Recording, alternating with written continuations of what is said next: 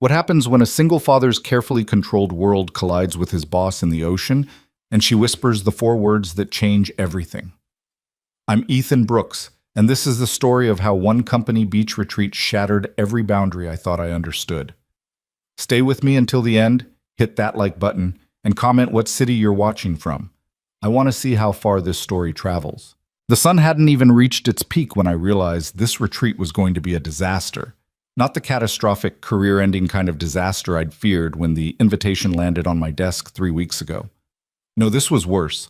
This was the slow-burning, creeping under your skin kind of disaster that starts with good intentions and ends with you questioning every decision that led you to this exact moment.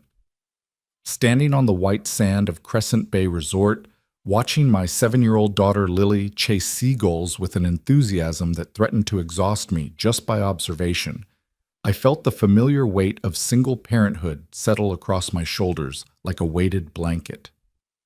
Around me, my colleagues from Morrison and Associates were already 3 drinks deep into their Friday afternoon, their laughter carrying across the beach with the kind of abandon that only comes from knowing your weekends don't involve bedtime negotiations and breakfast prep. "Daddy, look! That one has a French fry." Lily's voice pierced through my thoughts, high and bright and completely unconcerned with the fact that I'd been awake since 5:30 that morning, packing sunscreen and swim diapers and enough snacks to sustain a small army. "That's great, sweetheart. Just don't get too close to the water without me, okay?" She waved dismissively, already pursuing her next target. I'd brought her because I had no choice. My sister, my usual lifeline, was in Portland for a wedding, and the babysitter I'd lined up had come down with strep throat 48 hours before departure. The company had been understanding, even enthusiastic about it. "Family friendly," the invitation had proclaimed in cheerful sans serif font. "Bring your loved ones." What they didn't mention was that family friendly still meant an open bar starting at noon, a volleyball tournament that had already resulted in one twisted ankle and a general atmosphere of professional boundaries dissolving like sugar in hot tea. I was adjusting the beach umbrella I'd staked into the sand, my little island of responsibility in a sea of tequila sunrises, when I heard her voice. "You came prepared." I turned, and there was Claire Morgan, standing at the edge of my shade, with a smile that seemed both amused and something else I couldn't quite identify. Approval, maybe, or curiosity. My boss, the CEO of Morrison and Associates, the woman whose signature determined my salary, whose approval shaped my career trajectory, whose presence in any room seemed to straighten spines and sharpen focus. Except here, now, she looked different. It wasn't just the obvious. The fact that instead of her usual impeccable suits, she wore a simple white cover-up over what I tried very hard not to notice was a navy blue bikini. It wasn't even the way her dark hair, usually pulled back in that severe bun, fell loose around her shoulders in waves I'd never seen before. It was something in her posture, a softness, an ease that never appeared in the office, where Claire Morgan was all sharp edges and sharper decisions. "Force of habit," I said, gesturing to my setup. Umbrella, beach bag containing 3 types of sunscreen, arranged by SPF, a small cooler with water bottles and juice boxes, a first aid kit because you never knew. When you're responsible for someone else's survival, you plan for contingencies. "Lily, right?" She nodded toward my daughter, who had apparently given up on seagulls and was now constructing what appeared to be an elaborate sand fortress. "She's beautiful. She has your eyes." The compliment caught me off guard. Claire knew I had a daughter. It was in my file, part of the background that made me Ethan Brooks, senior analyst, single parent, reliable but never quite available for late-night projects. But she'd never acknowledged her before, not directly. "Thank you. She's everything." The word came out more honest than I'd intended, and I saw something flicker across Claire's face. Recognition, maybe, or understanding. "I can see that." She paused, and in that pause I heard the sounds of the retreat around us. Brad from accounting attempting to organize the volleyball teams, Sarah from HR laughing at something on her phone, the distant crash of waves against the shore. "Mind if I join you? It's gotten a bit much out there." She gestured vaguely toward the main cluster of our coworkers, where someone had just suggested body shots and at least 3 people had enthusiastically agreed. Of course. I shifted the umbrella to extend the shade, suddenly hyper-aware of the fact that my boss was about to sit beside me on a beach towel. Fair warning, though, my daughter's likely to recruit you for castle construction within the next 5 minutes. I'll consider myself warned. Claire settled onto the sand with a grace that seemed at odds with the casual setting, tucking her legs beneath her. This close, I could smell her sunscreen, something expensive probably, that smelled like coconut and something floral I couldn't name. Not the $40 family-size bottle from Costco that currently coated both Lily and me. For a moment, we sat in companionable silence. It should have been awkward, boss and employee, hierarchy and professionalism, all those unspoken rules that governed our Monday through Friday existence. But something about the setting, about the sound of the ocean and the warmth of the sun, seemed to suspend those rules, to create a pocket of space where we were just 2 people sharing shade. "Can I ask you something?" Claire's voice was quiet, almost hesitant, a tone I'd never heard from her before. "Sure. How do you do it? The balance, work and Lily and everything else." I laughed, but it came out bitter. "Do I look balanced to you? I'm at a company beach retreat with a 7-year-old, carrying enough supplies to stock a small pharmacy.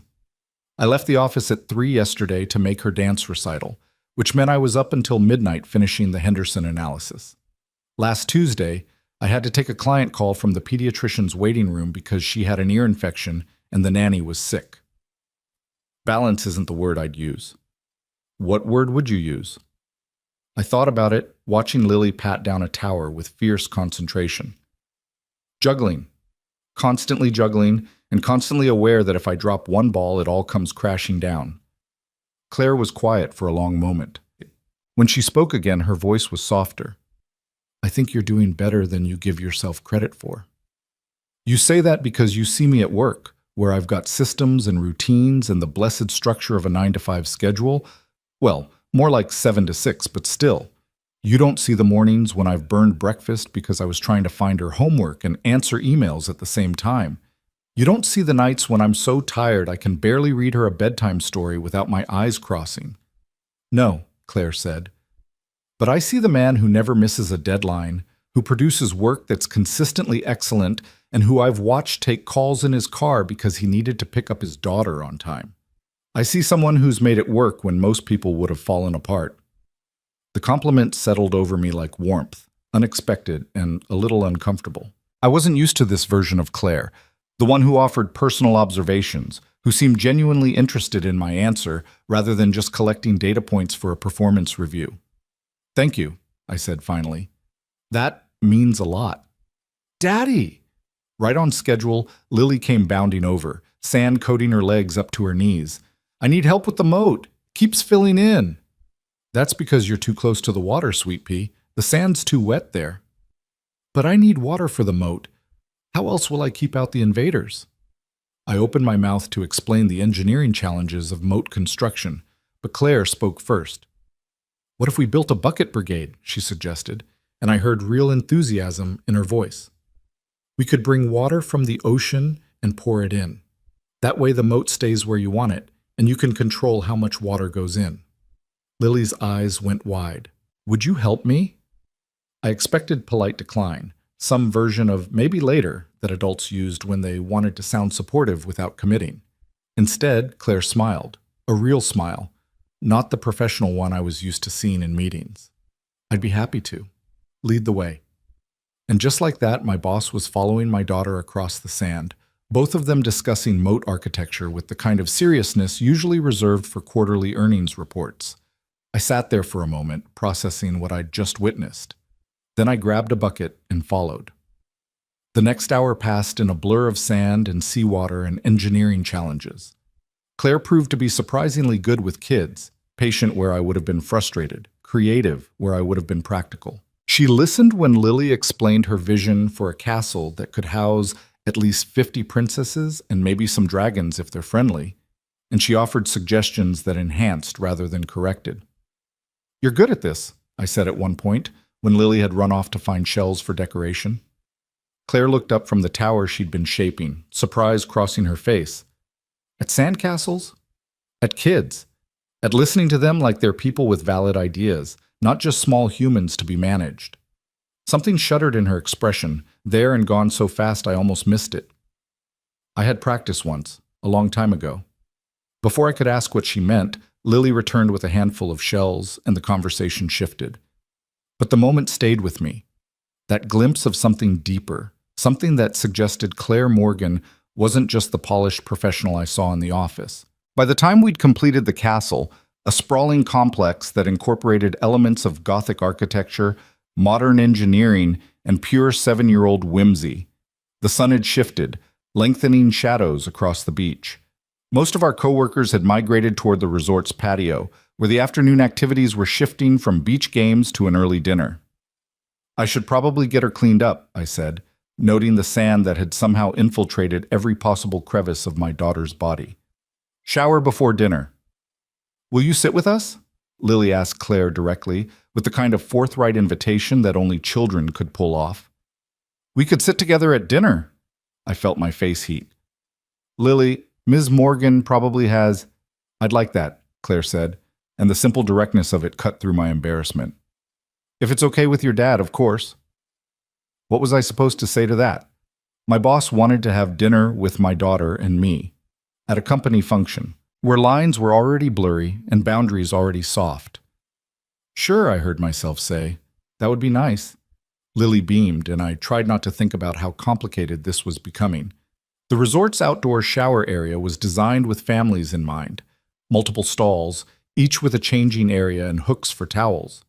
I'd just gotten Lily rinsed off and was in the process of the Herculean task of getting sand out of a 7-year-old's hair when I heard voices from the path.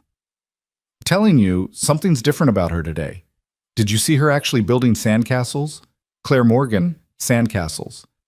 I've worked here for 6 years and I didn't think she knew how to smile. I recognized Brad's voice, tinged with the kind of alcohol-loosened speculation that came out at company events. Maybe she's finally unwinding, Sarah responded. Lord knows she deserves it. Woman works harder than anyone I've ever met. Or maybe she's finally interested in someone. Brad's tone had shifted to something more knowing, more insinuating. Did you notice who she was spending all afternoon with? My hand stilled in Lily's hair. Ethan? Come on, Brad. She was just being nice to his kid. Right, because Claire Morgan is known for being nice. Face it, there was something there. The way she was looking at him. You're drunk and reading into things. Claire's professional. She'd never... Professional doesn't mean dead, Sarah. And Ethan's not bad looking in that whole responsible single dad kind of way. Some women go for that. Daddy, that hurts, Lily whimpered, and I realized I'd been gripping her hair too tightly. Sorry, sweet pea. I forced my hands to relax, to focus on the task rather than the conversation happening just beyond the shower wall. Almost done. But Brad's words echoed in my head. There was something there. The way she was looking at him was there. I'd been so focused on the strangeness of the situation, on the oddity of seeing Claire outside her usual context, that I hadn't stopped to analyze the interaction itself. The ease of our conversation, the way she'd smiled at Lily. The moment when our hands had brushed reaching for the same bucket, and I'd felt... What? What had I felt? I shut down that line of thinking immediately. Claire was my boss. She was professional and polished and completely out of my league in every conceivable way. Whatever Brad thought he'd seen was alcohol and speculation and the kind of gossip that sprouted at company events like mushrooms after rain. Nothing more. By the time we made it to dinner, the patio was already full. Long tables had been set up overlooking the ocean, strung with lights that would turn magical once the sun set. The mood was festive, loud with conversation and laughter, the kind of forced camaraderie that happened when coworkers tried to pretend they were friends. I spotted Claire immediately. She'd changed into a simple sundress, her hair still loose, and she was standing near one of the tables talking to James Morrison himself, the Morrison of Morrison and Associates, the founder who'd mostly stepped back from daily operations but still showed up for important company events. Seeing them together was a reminder of the gulf between us. Claire belonged in that world, the world of executive decisions and profit margins and strategic planning. I was a senior analyst, good at my job, respected, but ultimately just another employee. The idea that there could be anything between us beyond professional courtesy was absurd. There she is! Lily spotted Claire before I could redirect her, and before I could stop her, she was running across the patio. I followed, trying to look casual rather than mortified, as my daughter inserted herself directly into what was clearly a business conversation. "Miss Morgan, we're here!" Claire's face transformed when she saw Lily, that professional mask slipping into something genuine and warm. "So you are. I was hoping you'd make it." James Morrison looked between Claire, Lily, and me with undisguised curiosity. "And who's this young lady?" "This is Lily Brooks," Claire said, and I noted how naturally she made the introduction, as if children interrupting business conversations was perfectly normal. "Lily, this is Mr. Morrison. He started the company where your dad works." "Are you Claire's boss?" Lily asked with typical 7-year-old directness. James laughed, a deep booming sound that made several people turn. "In theory, yes. In practice, I think Claire runs circles around all of us. Your father, too, from what I hear. Ethan, good to see you. Didn't know you were bringing family." "Last-minute arrangement," I said, trying to strike the right balance between professional and casual. "Childcare fell through." "Well, we're glad to have you both. Glad to—" "Claire, I'll let you get to dinner. We'll talk more about the Singapore expansion tomorrow." He moved off, and I was left standing there with Claire, Lily between us, very aware that several people were watching our interaction with interest. "I saved us seats," Claire said, gesturing to a table near the edge of the patio. "Hope that's okay." "More than okay. Thank you." The table she'd chosen was perfect, close enough to the main group to be social, far enough away to have actual conversations without shouting. As we settled in, Lily between us, I felt some of the tension from earlier ease. This was just dinner, just colleagues sharing a meal at a company function. Nothing complicated about it, except it didn't feel simple. It felt like something else entirely. The meal service started, and with it came the kind of easy conversation that surprised me. Claire asked Lily about school, about her favorite subjects and her friends, and she listened to the answers with genuine interest. When Lily launched into an elaborate explanation of the drama in her second-grade class, apparently someone had brought cupcakes for their birthday, and not everyone got the same flavor, which had caused significant social upheaval. Claire nodded along as if this was the most important geopolitical situation she'd encountered. "Sounds complicated," she said seriously. "What did you do?" "I told Emma that chocolate and vanilla taste basically the same if you eat them fast enough," Lily explained. "But she didn't believe me, so now she's not talking to Maya, and Maya's not talking to Sophie, and it's a whole thing." "Ah," Claire said, "the cupcake détente has failed." Lily giggled at the word détente, and I found myself smiling despite my earlier concerns. This was nice. Surprisingly, genuinely nice. "She's handling it better than some board members I've dealt with," Claire said to me quietly, while Lily was distracted by the arrival of her chicken fingers. "At least she tried diplomacy first." 7-year-olds are surprisingly political when you give them the chance. I'm learning that. Our eyes met, and I felt it again. That spark of something I couldn't quite name. Connection, maybe. Understanding. The sense that we were sharing a moment that existed slightly outside the normal flow of the evening. I looked away first, unsettled. The dinner progressed with multiple courses and more wine than was probably wise for a work function. Around us, conversations grew louder, laughter more frequent. Brad had moved on to telling stories about his college days that were definitely not appropriate for children, and Sarah was attempting to organize a bonfire for later. "This is nice," Claire said at one point, so quietly I almost didn't hear her. "Being here, with people who aren't trying to get something from me." I glanced at Lily, who was carefully arranging her French fries in order of size, completely absorbed in her task. She's definitely not after anything except maybe dessert. "I meant both of you." The words hung in the air between us, weighted with something I wasn't sure I wanted to examine. "Claire, I know," she said quickly. "I know what this looks like, what it might seem like. But I just mean, it's refreshing. You're not asking me for a promotion or trying to get insider information about the restructuring. You're just here, being a dad, being yourself." I'm always myself. Are you? She turned to face me fully, and in the soft light from the string lights above us, her eyes were darker, more intense. I see how you are in the office, Ethan. You're good at your job, brilliant even, but you're always holding something back, always careful, like you're afraid one wrong move will topple everything. Her perception unsettled me because it was true. I did hold back. I had to. Being a single parent meant I couldn't afford to take risks, couldn't afford to ruffle feathers or make waves. I needed the stability, the reliable paycheck, the health insurance that covered Lily's regular checkups and occasional ear infections.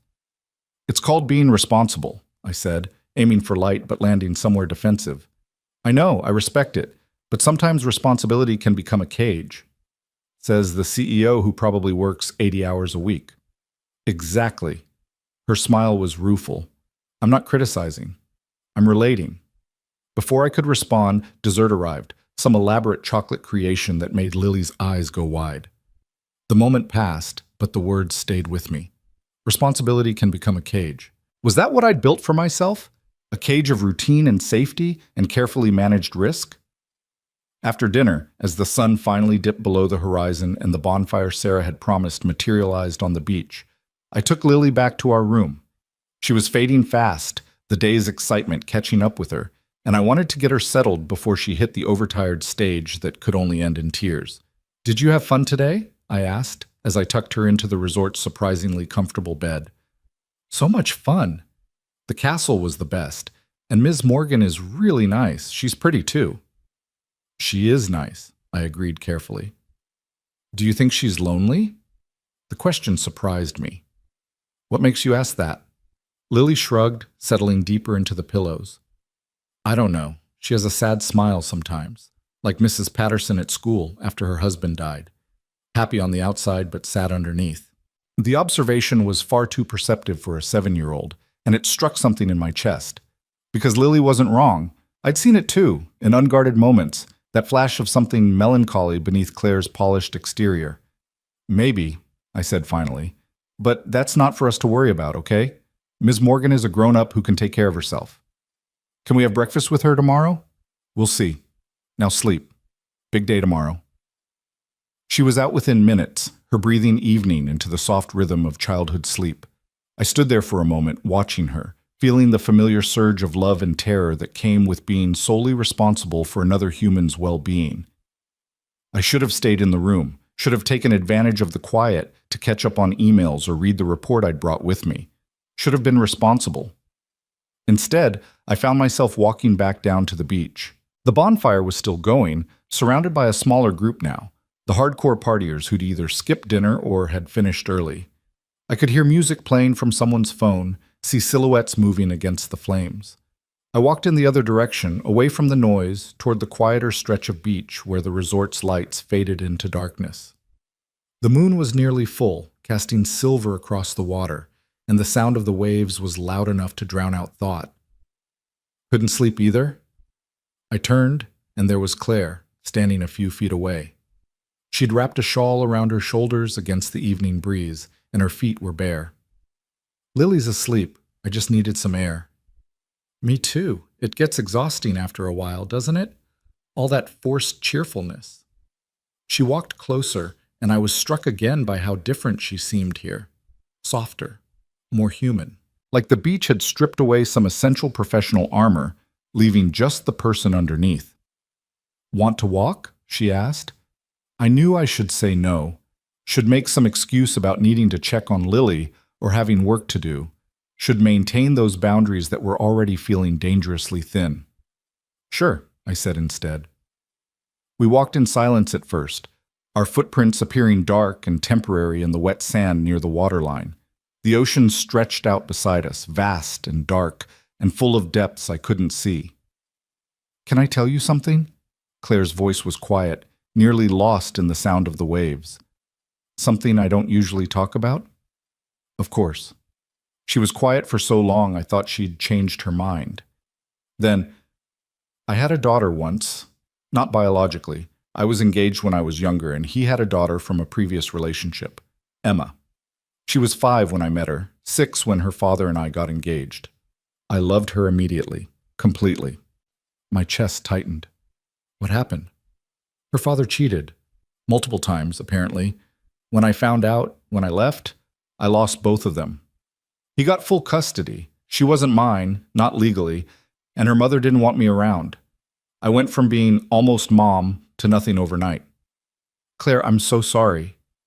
It was 10 years ago. I should be over it by now. But watching you with Lily today, it brought it all back. The way she looks at you, the way you anticipate her needs before she even expresses them. That bond. I had that once, briefly, and then it was gone. I understood then, with sudden clarity, the loneliness my daughter had sensed, the sad smile beneath the happy exterior. That's why you never talk about your personal life at work, I said. Why you're all business, all the time. It's easier, safer.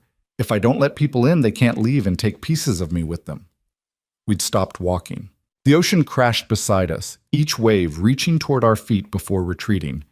That sounds lonely, I said quietly. It is. She looked at me, and in the moonlight her eyes were bright with unshed tears. But you understand that, don't you? The loneliness of responsibility. The way it's easier to just focus on the job, the child, the things you can control, rather than risk the complications of letting someone in. She was right, and the truth of it hit me like a physical thing. Since Lily's mother had left, had decided that motherhood wasn't for her, and walked away when Lily was 6 months old, I'd built my entire life around avoiding exactly the kind of vulnerability Claire was describing. It was safer to be alone, simpler to focus on work and Lily and nothing else. But standing here, on this beach, with this woman who was somehow both my boss and a stranger, and something that felt almost like a friend, I felt the walls I'd built start to crack. It's not working as well as I'd like, I admitted. The isolation. Some days it feels like I'm watching my life happen rather than living it. I know exactly what you mean. The moment stretched between us, heavy with shared understanding and something else, something neither of us was quite willing to name yet. Then Claire stepped closer, close enough that I could feel the warmth of her despite the cool breeze, and said, "Thank you for today, for sharing your daughter with me, for reminding me what I've been missing. Thank you for being kind to her. She doesn't have a lot of women in her life. My sister when she can visit, her teacher, but no one who—" I trailed off, not sure how to finish the thought without making it strange. "No one who could be more?" Claire finished softly. The question hung in the air between us, impossible to answer honestly without changing everything. Before I could try, she turned back toward the resort. "We should get back. Tomorrow's going to be another long day." But neither of us moved, not yet. "Claire," I said, her name feeling oddly intimate on my tongue. "This probably isn't appropriate, but I'm glad you joined us today. Glad you're here." She smiled, and it wasn't her professional smile or even the genuine but careful one from earlier. It was something more vulnerable, more real. "So am I." Then she did turn, and I let her go, watching her silhouette fade into the darkness until she disappeared entirely. I stood there for a long time after, listening to the ocean and trying to figure out what had just happened, what was happening, what it meant that my boss had shared something deeply personal with me, that we'd stood too close on a beach and both felt the pull of something that probably shouldn't exist. Tomorrow we'd be back in the world of team-building exercises and company hierarchies and all the reasons why this, whatever this was, couldn't happen. But tonight, just for tonight, standing on the beach with the taste of possibility in the air, I let myself wonder what if. What if I was brave enough to want something just for myself? What if Claire was too? What if the walls we'd both built could be bridges instead? The ocean had no answers, just wave after wave reaching for the shore and falling back, eternal and patient and unresolved. I walked back to the room slowly, testing the weight of these new feelings, these new possibilities. Lily was still sleeping soundly, one arm thrown over her head in complete abandon. I stood in the doorway watching her, this small person who was my entire world, and felt the familiar grip of terror and love. Whatever happened next, she came first, always. But as I lay in bed that night, listening to my daughter's soft breathing and the distant sound of the ocean, I couldn't stop thinking about Claire's words. Responsibility can become a cage, and I couldn't stop wondering if maybe, just maybe, I was ready to find the key. Morning arrived with the kind of aggressive cheerfulness that only resort staff could muster. Ethan woke to find Lily already awake, sitting cross-legged on her bed and staring out the window at the ocean with the intense focus of a philosopher contemplating existence. "Daddy, do fish ever get tired of swimming?" He checked his phone. 6:45. Of course she was awake early on the one day he could have slept in. "I don't think so, Sweet Pea. It's just what they do." "But don't their fins get sore? When I swim for a long time, my arms get tired." "Fish are built differently than people. Their whole bodies are designed for swimming." She considered this, then nodded as if he'd answered some profound question. "Can we have breakfast with Ms. Morgan again?" There it was. The question he'd been expecting since last night, lying in bed unable to sleep, replaying every moment on the beach with Claire. The way she'd stood close enough for him to count the freckles on her shoulders. The way her voice had cracked when she talked about Emma. The way the space between them had felt charged with possibility. "We'll see if she's available," he said carefully. "Ms. Morgan might have other plans. But she said she wanted to see us again. She told me when you were getting napkins at dinner. She said I could show her my shell collection." Ethan hadn't known about that promise, and something warm unfurled in his chest at the image of Claire making plans with his daughter. Plans that assumed a continuation, a future beyond yesterday's sandcastle building. They made their way down to the resort's breakfast buffet, Lily clutching the small bag of shells she'd collected the previous day. The dining area was less crowded than Ethan had expected. Apparently most of his coworkers were sleeping off the previous night's bonfire and drinking. He recognized a few early risers scattered among the tables, nursing coffee and staring at their phones with the glazed expression of people checking work emails on vacation. Claire wasn't there. Ethan felt the disappointment like a physical thing, which was ridiculous. She was his boss. She had no obligation to have breakfast with him, no reason to continue the unexpected intimacy of yesterday. Whatever had happened on the beach last night was probably just a moment, a brief crack in the professional facade that would seal itself back up in the daylight. He was loading Lily's plate with fruit and yogurt when he heard her voice behind him. "I was hoping I'd find you here." He turned too quickly, nearly dropping the serving spoon. Claire stood there in jeans and a soft blue sweater, her hair pulled back in a ponytail that made her look younger, more approachable. She carried 2 cups of coffee, and she held one out to him with a small smile. "Black, right? I've seen you in enough morning meetings to know your order." The gesture was simple, but it felt significant. She'd noticed. She'd remembered. She'd thought about him enough to bring him coffee without being asked. "Thank you," he managed, taking the cup. Their fingers brushed, and he felt that spark again, undeniable now in the bright morning light. "Ms. Morgan, you came!" Lily had spotted them and was racing over with the enthusiasm that characterized all her movements. "I brought my shells to show you." "I'm so glad. Should we find a table?" They settled by the windows overlooking the beach, and Lily immediately launched into detailed descriptions of each shell in her collection. Claire listened with the same attention she gave to board presentations, asking questions about where each one was found and what made it special. Ethan watched them, his daughter's animated face and Claire's genuine interest, and felt something shift inside him. This wasn't just his boss being polite. This was Claire choosing to spend her morning with them when she could have been anywhere else, doing anything else. "This one's my favorite," Lily said, holding up a small spiral shell that had a pink interior. "It's like it's hiding a secret inside." "It is beautiful," Claire agreed. "Sometimes the best things are the ones you have to look closely to see." Her eyes flicked to Ethan as she said it, and he felt heat rise in his face. "Lily, why don't you go get some more orange juice?" he suggested, needing a moment to collect himself. Once his daughter was out of earshot, Claire leaned forward slightly. "I'm sorry if this is too much. If I'm overstepping, I woke up thinking about yesterday, and I wanted to see you both again." "You're not overstepping," Ethan said, and meant it. "But I have to ask, what are we doing here, Claire? Because from the outside, this probably looks like I'm showing favoritism to one of my employees. Like there's something inappropriate happening." She smiled, but it didn't reach her eyes. "I know how it looks. I've been thinking about that too. And I don't have a good answer. I just know that yesterday was the first time in years I felt like a person instead of a position. The first time I've laughed without calculating how it would be perceived. The first time I've wanted to spend time with someone just because I enjoyed their company, not because it served some professional purpose. The honesty in her voice made Ethan's chest tight. He understood exactly what she meant because he felt it too, this sense of stepping outside the carefully constructed roles they'd both built for themselves. My sister asked me once why I don't date, he said quietly. Why I don't even try. I told her I didn't have time, that Lily was my priority, that it was too complicated. But the truth is, I was scared. Scared of letting someone in and having them leave. Scared of Lily getting attached to someone who might disappear. Scared of wanting something just for myself and having it fall apart. And now? Lily was making her way back, carefully carrying a cup of orange juice that threatened to slosh over the sides with each step.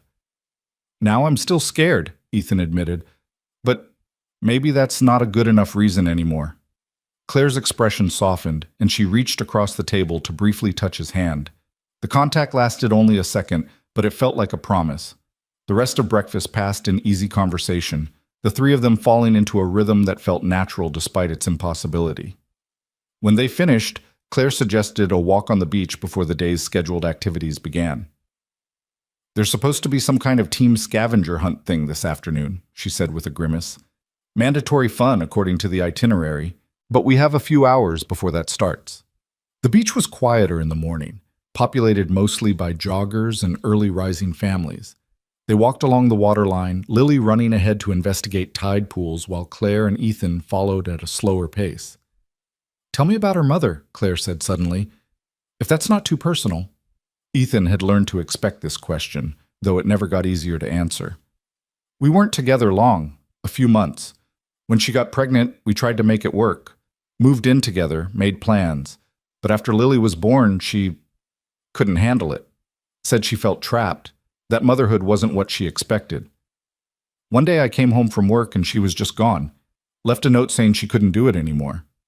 How old was Lily? 6 months. Claire stopped walking. She left a 6-month-old baby?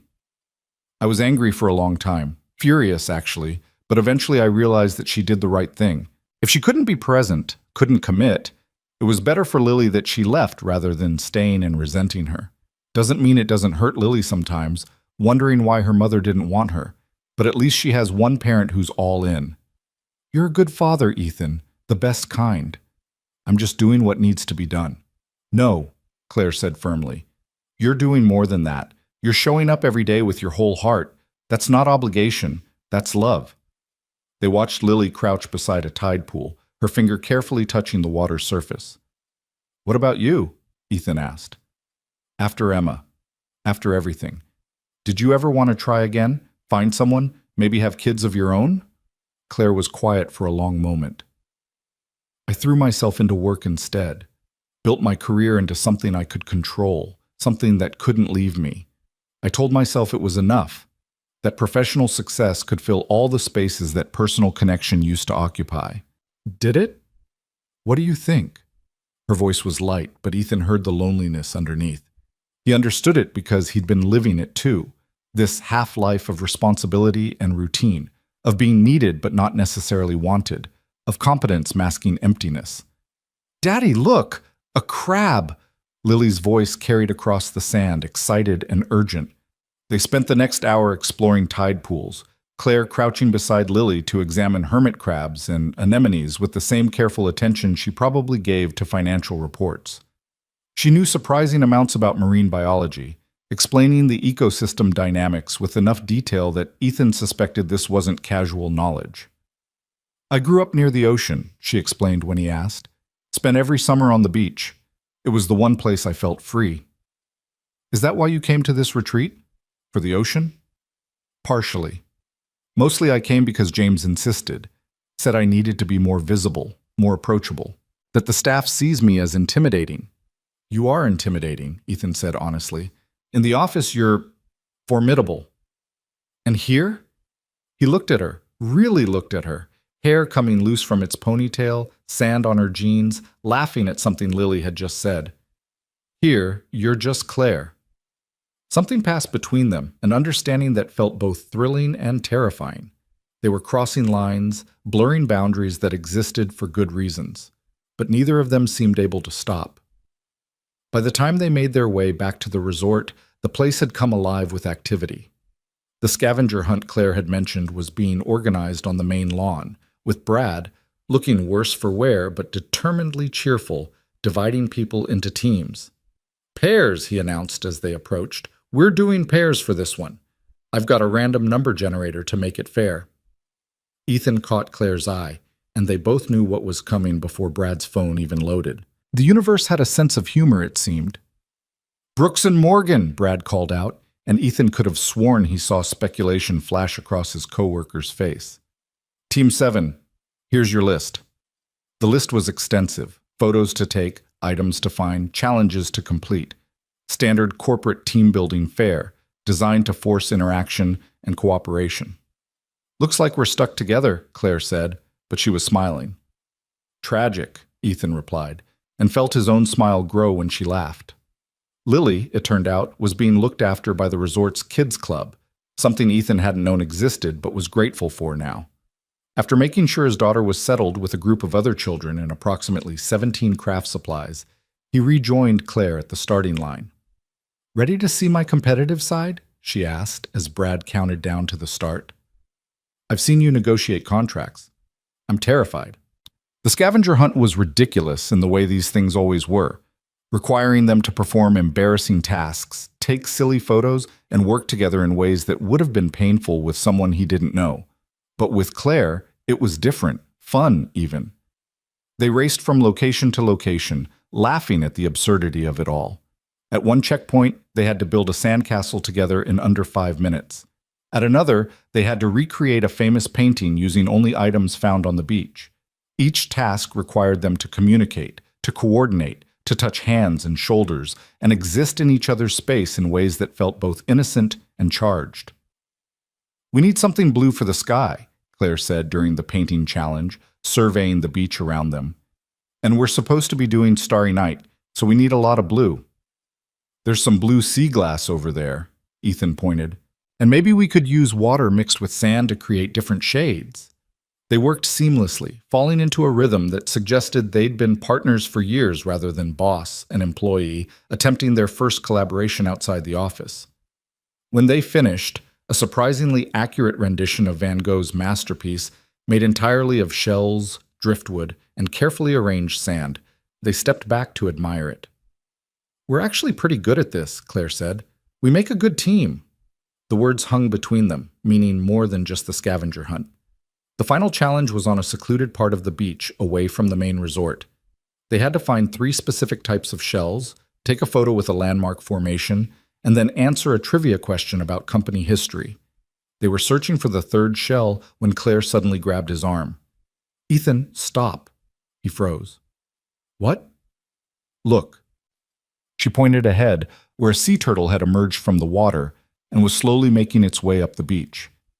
"She's coming to nest." They watched in silence as the turtle dug her nest, the ancient ritual playing out before them. Other teams were probably finishing by now, probably winning the scavenger hunt, but neither Ethan nor Claire moved. This felt more important than any corporate competition. "I haven't seen this in years," Claire whispered. "Not since I was a kid." "It's incredible." When the turtle finally finished and made her way back to the ocean, they were alone on that stretch of beach. The resort was distant enough that they couldn't hear the other teams, couldn't see anyone else. It was just them and the sound of waves and the marks in the sand where the turtle had been. "Thank you for stopping," Ethan said, "for not rushing past that. Some things are worth slowing down for." She was looking at him when she said it, and Ethan felt his heart hammer against his ribs. They were standing close, closer than necessary, and he could see the exact moment when Claire made a decision. "I need to tell you something," she said, "and I need you to let me finish before you respond, okay?" "Okay." "Yesterday, last night on the beach, you asked what we're doing here. I didn't have an answer then, but I do now." She took a breath, steadying herself. "I like you, Ethan. Not as an employee, not as a colleague, as a person, as a man. I like the way you are with your daughter, the way you take responsibility seriously without letting it consume you completely." I like that you noticed when I was uncomfortable at the bonfire. I like that you understand loneliness because you've lived it too. Ethan's breath caught. I know this is complicated, Claire continued. I know I'm your boss, that there are power dynamics and professional ethics and 100 reasons why we shouldn't even be having this conversation. But I also know that I'm tired of living half a life. Tired of pretending that success is enough when I go home to an empty apartment every night. Tired of convincing myself that I don't want connection just because wanting it feels dangerous. She paused, her eyes searching his face. So I'm telling you how I feel, consequences be damned. And if you don't feel the same way, we can forget this conversation ever happened. We can go back to being professional. I'll never mention it again. But if you do feel something, even if it's just curiosity or possibility, then I think we owe it to ourselves to explore it. Carefully, responsibly, but honestly. The ocean crashed behind them, patient and eternal. Ethan thought about all the reasons he should say no, all the complications this would create, the risk to his job, his stability, the carefully controlled world he'd built for Lily's sake. And then he thought about last night on the beach, about this morning over coffee, about the way his daughter's face lit up when Claire paid attention to her. He thought about the cage of responsibility he'd built and whether maybe it was time to find the door. I feel it too, he said, and watched relief flood Claire's expression. I've been feeling it since yesterday, maybe even before that. All those meetings where I caught myself watching you, wondering what you were like outside the office. All those times I wanted to ask you personal questions but didn't because it wasn't appropriate. I convinced myself it was just admiration, professional respect. But it's more than that. Ethan, let me finish, he said gently, echoing her earlier request. I'm terrified of this, of what it could mean, what it could become. I have to think about Lily first, always. If we do this, whatever this is, and it goes wrong, it's not just my heart that could break. It's hers too. She already likes you. A lot. And if you became part of our lives and then left, I wouldn't do that to her, Claire said fiercely. Or to you. I've been on the other side of that, remember? I know what it costs when adults don't think about how their choices affect kids. I know you know, but I need you to understand that this isn't just casual for me. Can't be. I don't have the luxury of casual. So if we're going to explore this, I need to know you're serious, that you've thought about what it means. Claire reached out and took his hand, her fingers threading through his with the kind of intentionality that suggested she'd been thinking about this exact gesture. I'm serious. I've thought about little else since last night. I know it's fast, maybe too fast. I know we should probably take months to figure this out, date properly, establish boundaries.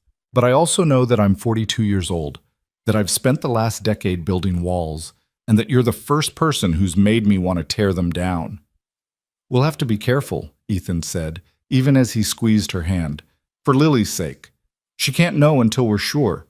And at work nothing changes, Claire said firmly. Completely professional. No favoritism, no special treatment. In fact, I'll probably be harder on you than before just to prove there's no bias. That seems excessive. Maybe, but it's necessary. This only works if we're both absolutely committed to keeping the personal and professional separate. Ethan thought about all the rom-coms he'd never watched, all the dating advice he'd never needed. This wasn't how these things usually went, he suspected. Most people didn't start relationships with negotiations about boundaries and professional ethics. But most people weren't a single father and a CEO trying to navigate an impossible situation.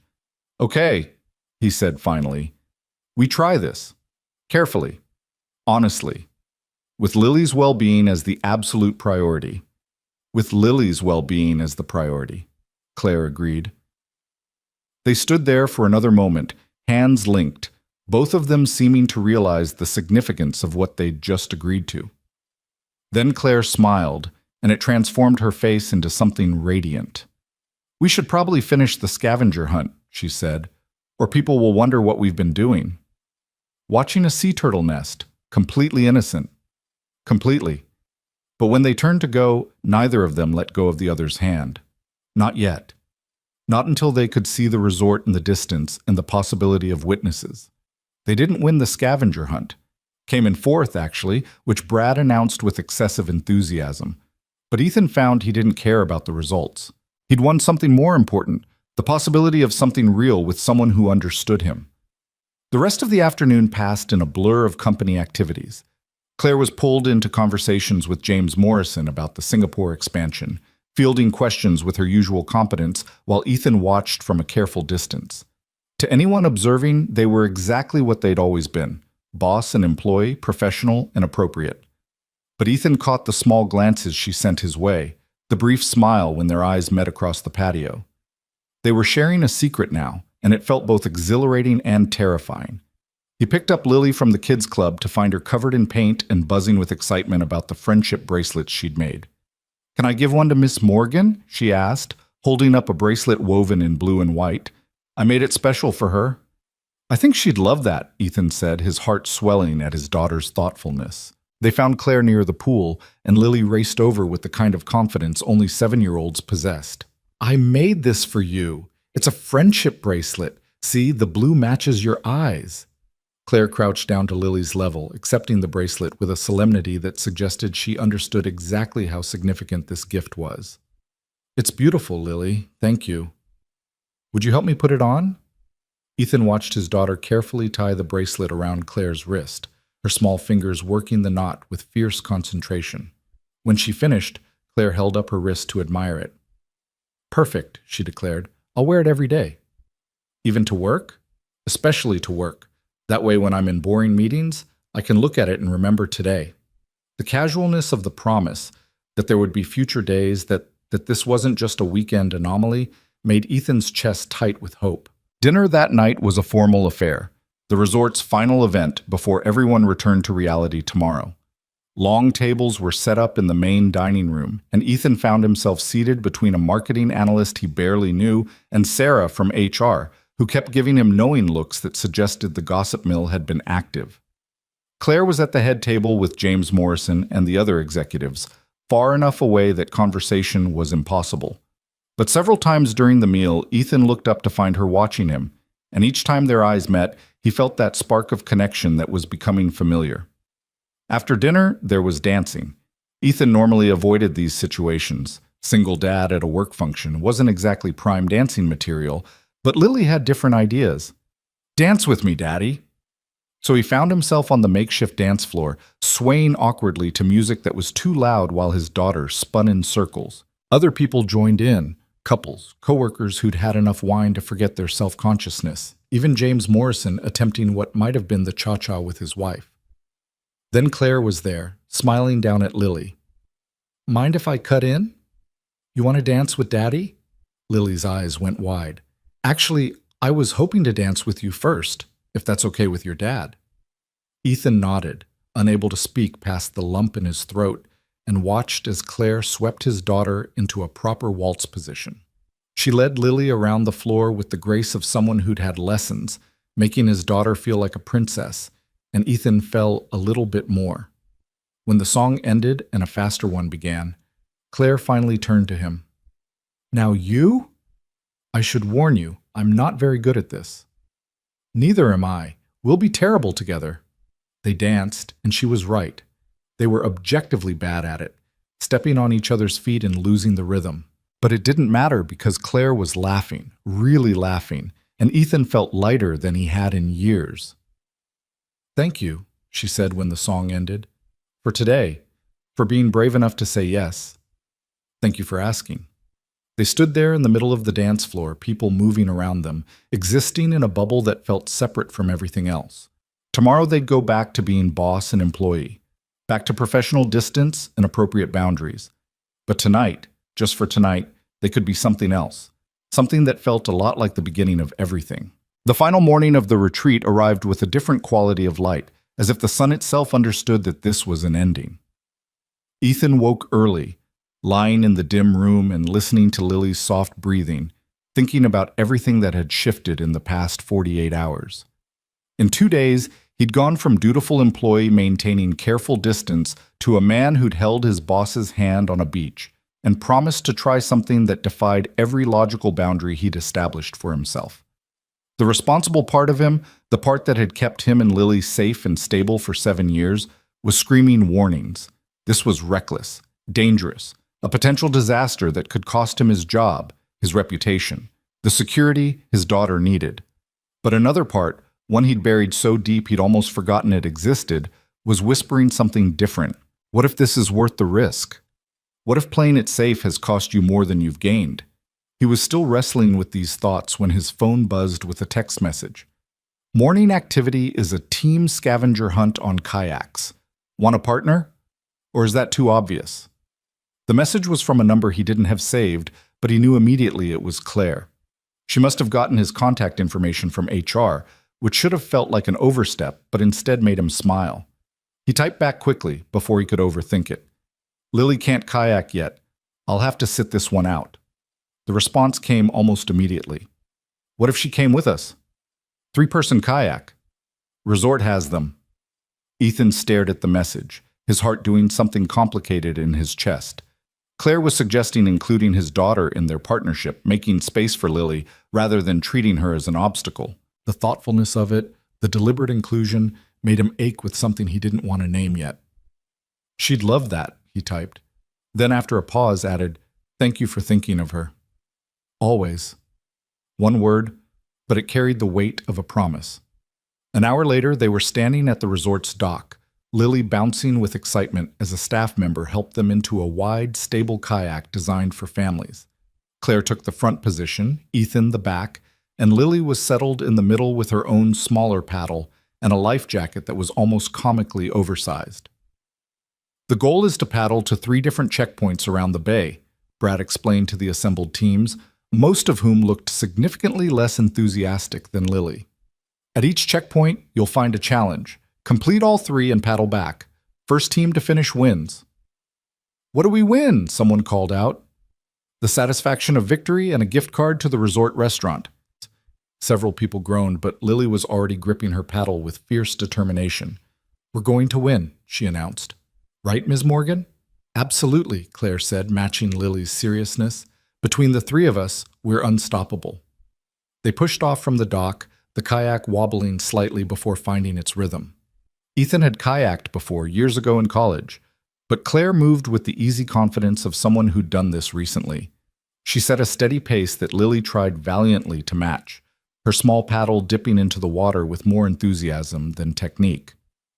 You're doing great, sweet pea, Ethan encouraged. Nice, smooth strokes. Like this? Lily adjusted her form and he felt a surge of pride at how quickly she adapted. They glided across the bay's calm water, passing other teams who were either struggling with coordination or stopping to take selfies. The first checkpoint was a small inlet marked with a bright orange buoy, and as they approached, Ethan could see a waterproof container attached to it. Claire reached out and grabbed it, pulling out a laminated card. Challenge 1. As a team, list 10 things you have in common. Write them on the provided paper and return it to the container. That's easy, Lily said. We all like the beach. Good start, Claire said, accepting the pencil and paper from the container. What else? We all like sandcastles, Lily continued, and we all think orange juice is better than apple juice. Do we all think that? Ethan asked, amused. Well, we should. It's a fact. Claire was writing down Lily's suggestions, a smile playing at her lips. What about we all value honesty? That's a good one, Ethan said, catching her eye. There were layers to that statement, acknowledgments of the conversations they'd had about being truthful with each other, about not hiding behind professional facades. We all like learning new things, Claire added. We all think families are important. We all appreciate kindness. They filled out the list quickly, a mix of silly observations from Lily and more thoughtful ones from the adults. When they returned the paper to the container and pushed off toward the second checkpoint, Ethan noticed how naturally they'd worked together, finishing each other's thoughts and building on each other's ideas. You know what else we have in common? Claire said, her voice carrying back over her shoulder. We're all terrible at kayaking in a straight line. It was true. They'd been zigzagging across the water, Lily's enthusiastic but uncoordinated paddling throwing off their trajectory. But somehow that made it better, more fun. This wasn't about winning, Ethan realized. It was about the 3 of them learning to move together, to adjust and accommodate and find their rhythm. The second checkpoint was farther out, near a cluster of rocks where seals sometimes sunbathed. As they approached, Lily squealed with delight. Look, baby seals! Sure enough, 3 young seals were lounging on the rocks, watching the kayaks with mild interest. Claire stopped paddling to let them drift closer, and for a few minutes they just floated there, observing the animals. "They're so peaceful," Claire said softly, "like they don't have a care in the world." "Must be nice," Ethan said. "No deadlines, no responsibilities, just sun and fish." "Don't forget the predators and harsh weather and competition for food," Claire pointed out, but she was smiling. "Nothing's as simple as it looks." The observation felt pointed, a reminder that what they were attempting, this tentative relationship, would have its own predators and harsh weather. Office politics, professional ethics, the potential for heartbreak. But like the seals, maybe they could find moments of peace in between the challenges. The challenge at the second checkpoint was more physical. They had to work together to tie a series of nautical knots, following diagrams on another laminated card. It required Claire to turn around in the kayak, creating an awkward but intimate closeness as they worked with the rope together. Their hands kept brushing, and each contact sent electricity up Ethan's arm. "You're good at this," he said, as she completed a bowline knot with practiced efficiency. "Summer camp, years ago. I was obsessed with sailing." "What happened to that?" "College happened. Then law school, then work. Life gets in the way of the things we love sometimes." Lily was struggling with a square knot, her small fingers fumbling with the rope. Claire noticed and gently guided her hands without taking over, showing her the motion until Lily got it right. "I did it!" Lily's face glowed with accomplishment. "You absolutely did. You're a natural sailor." The praise made Lily beam, and Ethan felt his throat tighten. This was what he'd been protecting his daughter from by avoiding relationships, the risk of attachment to someone who might leave. But watching Claire's genuine pride in Lily's small victory, he wondered if he'd been protecting her from the wrong thing. Maybe the real danger wasn't letting people in. Maybe it was teaching his daughter that walls were safer than bridges. They completed the knots and headed toward the third checkpoint, which was marked on the map as being near a small island at the far end of the bay. The paddle was longer, and Lily started to tire, her strokes becoming less frequent. "Want to take a break, Sweet Pea?" Ethan asked. "No, I can do it. We have to win, remember?" "We don't have to win," Claire said gently. "We're just here to have fun together." "But you said we were unstoppable." "We are, which means we're unstoppable, whether we come in first or last. Being unstoppable isn't about beating other people. It's about not giving up on each other." The wisdom in that statement wasn't lost on Ethan. Claire wasn't just talking to Lily, she was talking to both of them, about what they were building, about commitment that went beyond competition or achievement. The third checkpoint was in a quiet cove, sheltered from the main bay by the small island. As they paddled into the protected water, Ethan noticed they were alone. The other teams had either taken different routes or were still working on earlier challenges. Claire retrieved the final challenge card and read it aloud. "Share something you've learned this weekend. It can be about yourself, about your teammates, or about life in general. Discuss as a team." For a moment, nobody spoke. The kayak drifted gently, waves lapping against its sides, and Ethan felt the weight of the question settle over them. "I learned that I'm good at making friends," Lily said finally. "Even with grown-ups. Miss Morgan is my friend now, right?" "Absolutely," Claire said, her voice thick with emotion. "You're one of my favorite people, Lily." "What did you learn, Ms. Morgan?" Claire was quiet for a long moment, her paddle resting across the kayak. When she spoke, her voice was soft but steady. "I learned that I've been afraid of the wrong things. I thought letting people in would make me vulnerable, would give them power to hurt me. But being alone, that's its own kind of hurt. And maybe being vulnerable with the right people isn't weakness. Maybe it's the bravest thing you can do." Lily nodded sagely, as if Claire had just explained the meaning of life. "What about you, Daddy?" Ethan looked at the back of Claire's head, at the way sunlight caught in her dark hair, at his daughter sitting between them, connecting them physically, the way she was starting to connect them emotionally. "I learned that being responsible doesn't have to mean being alone," he said carefully. "That maybe I've been so focused on keeping you safe that I forgot we both deserve to be happy too. That sometimes the scary choice is also the right one." Claire turned to look at him, and the expression on her face was so raw, so grateful, that Ethan felt his heart stutter. "Those are good things to learn," Lily pronounced. "Can we finish now? I'm getting hungry." The spell broke, and they laughed, the tension easing into something warmer. They marked their challenge as complete and began the paddle back to the resort. They didn't win, came in third actually, but Ethan found he genuinely didn't care. After the kayaking, there was a final group lunch, a last chance for the company to pretend they were all friends rather than colleagues forced together by organizational charts. Ethan sat with Lily, watching Claire navigate conversations with various executives and department heads. She was different now, he noticed. Still professional, still commanding respect, but there was a softness to her that hadn't been there before. She smiled more easily, laughed at jokes that probably weren't that funny, and several times he caught her touching the friendship bracelet on her wrist, as if reminding herself it was real. "Mr. Brooks, got a minute?" Ethan looked up to find James Morrison standing beside his table, a pleasant smile on his weathered face. His stomach dropped. Had someone said something? Had their careful discretion not been careful enough?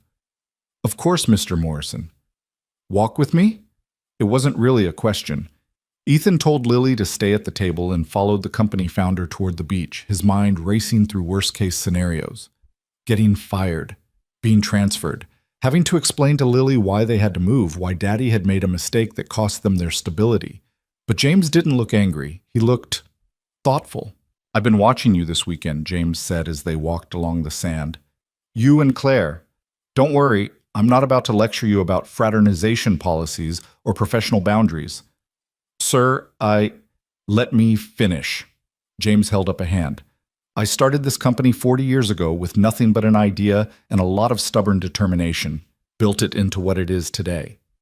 And you know what I've learned in all that time? The most successful people aren't the ones who follow every rule perfectly. They're the ones who know which rules matter and which ones are just institutional momentum." Ethan didn't know what to say to that. "Claire is the best CEO this company has ever had," James continued. "Brilliant, dedicated, ethical to a fault. But she's also been alone for as long as I've known her. Married to the job in a way that isn't healthy. I've worried about what happens when she finally burns out, when the work isn't enough anymore." "She seems happy," Ethan said carefully. "She does. Happier than I've seen her in years, and I have a pretty good idea why." James stopped walking and turned to face him directly. "I'm not blind, son. I see the way you look at each other, the way she looks at your daughter. And I'm telling you this not as your CEO, but as someone who's lived long enough to know that connection matters more than profit margins." "We haven't. It's not." Ethan struggled to find words that were honest without being too revealing. "You don't have to explain anything to me, but I do want to give you some advice, if you'll take it." "Of course." "Whatever is happening between you two, be smart about it. Claire knows the ethics policies better than anyone. She helped write them. If this becomes a relationship, there will need to be official disclosures, potential restructuring to avoid conflicts of interest. It's doable, but it requires transparency and planning." "We've talked about that," Ethan said. "About keeping things professional at work. About making sure there's no favoritism or appearance of impropriety." "Good, because I'd hate to lose either of you over something that could be handled properly." James clapped him on the shoulder. "You're a good man, Ethan. Good father, good analyst, good person. Claire could do a lot worse. Hell, she has done worse. Just promise me you'll be careful with her. She pretends to be tough, but underneath all that executive armor, she's more fragile than people realize." The words settled over Ethan like a benediction and a warning. "I promise." "Good. Now get back to your daughter before she eats all the desserts. I saw her eyeing the chocolate fountain." Ethan returned to the table to find Lily exactly where James had predicted, standing at the dessert buffet with a plate piled dangerously high with chocolate-covered strawberries. He was helping her navigate back to their seats when Claire appeared at his elbow. "Everything okay? I saw you with James." "Everything's fine. He just wanted to give some advice." "About us?" "About being smart. About doing things the right way." Claire's expression flickered with something that might have been relief or concern. "What did you tell him?" "That we're trying to be responsible. That we know the complications." "And he was okay with that?" "More than okay. I think he's rooting for us, actually." Claire's smile was small but genuine. "That's good. I was worried he might see it as a problem. Apparently the only problem would be if we're not careful about how we handle it." They stood there in the middle of the lunch crowd, not touching but connected by invisible threads of understanding. Around them, their colleagues were finishing meals, planning departures, already mentally shifting back to work mode.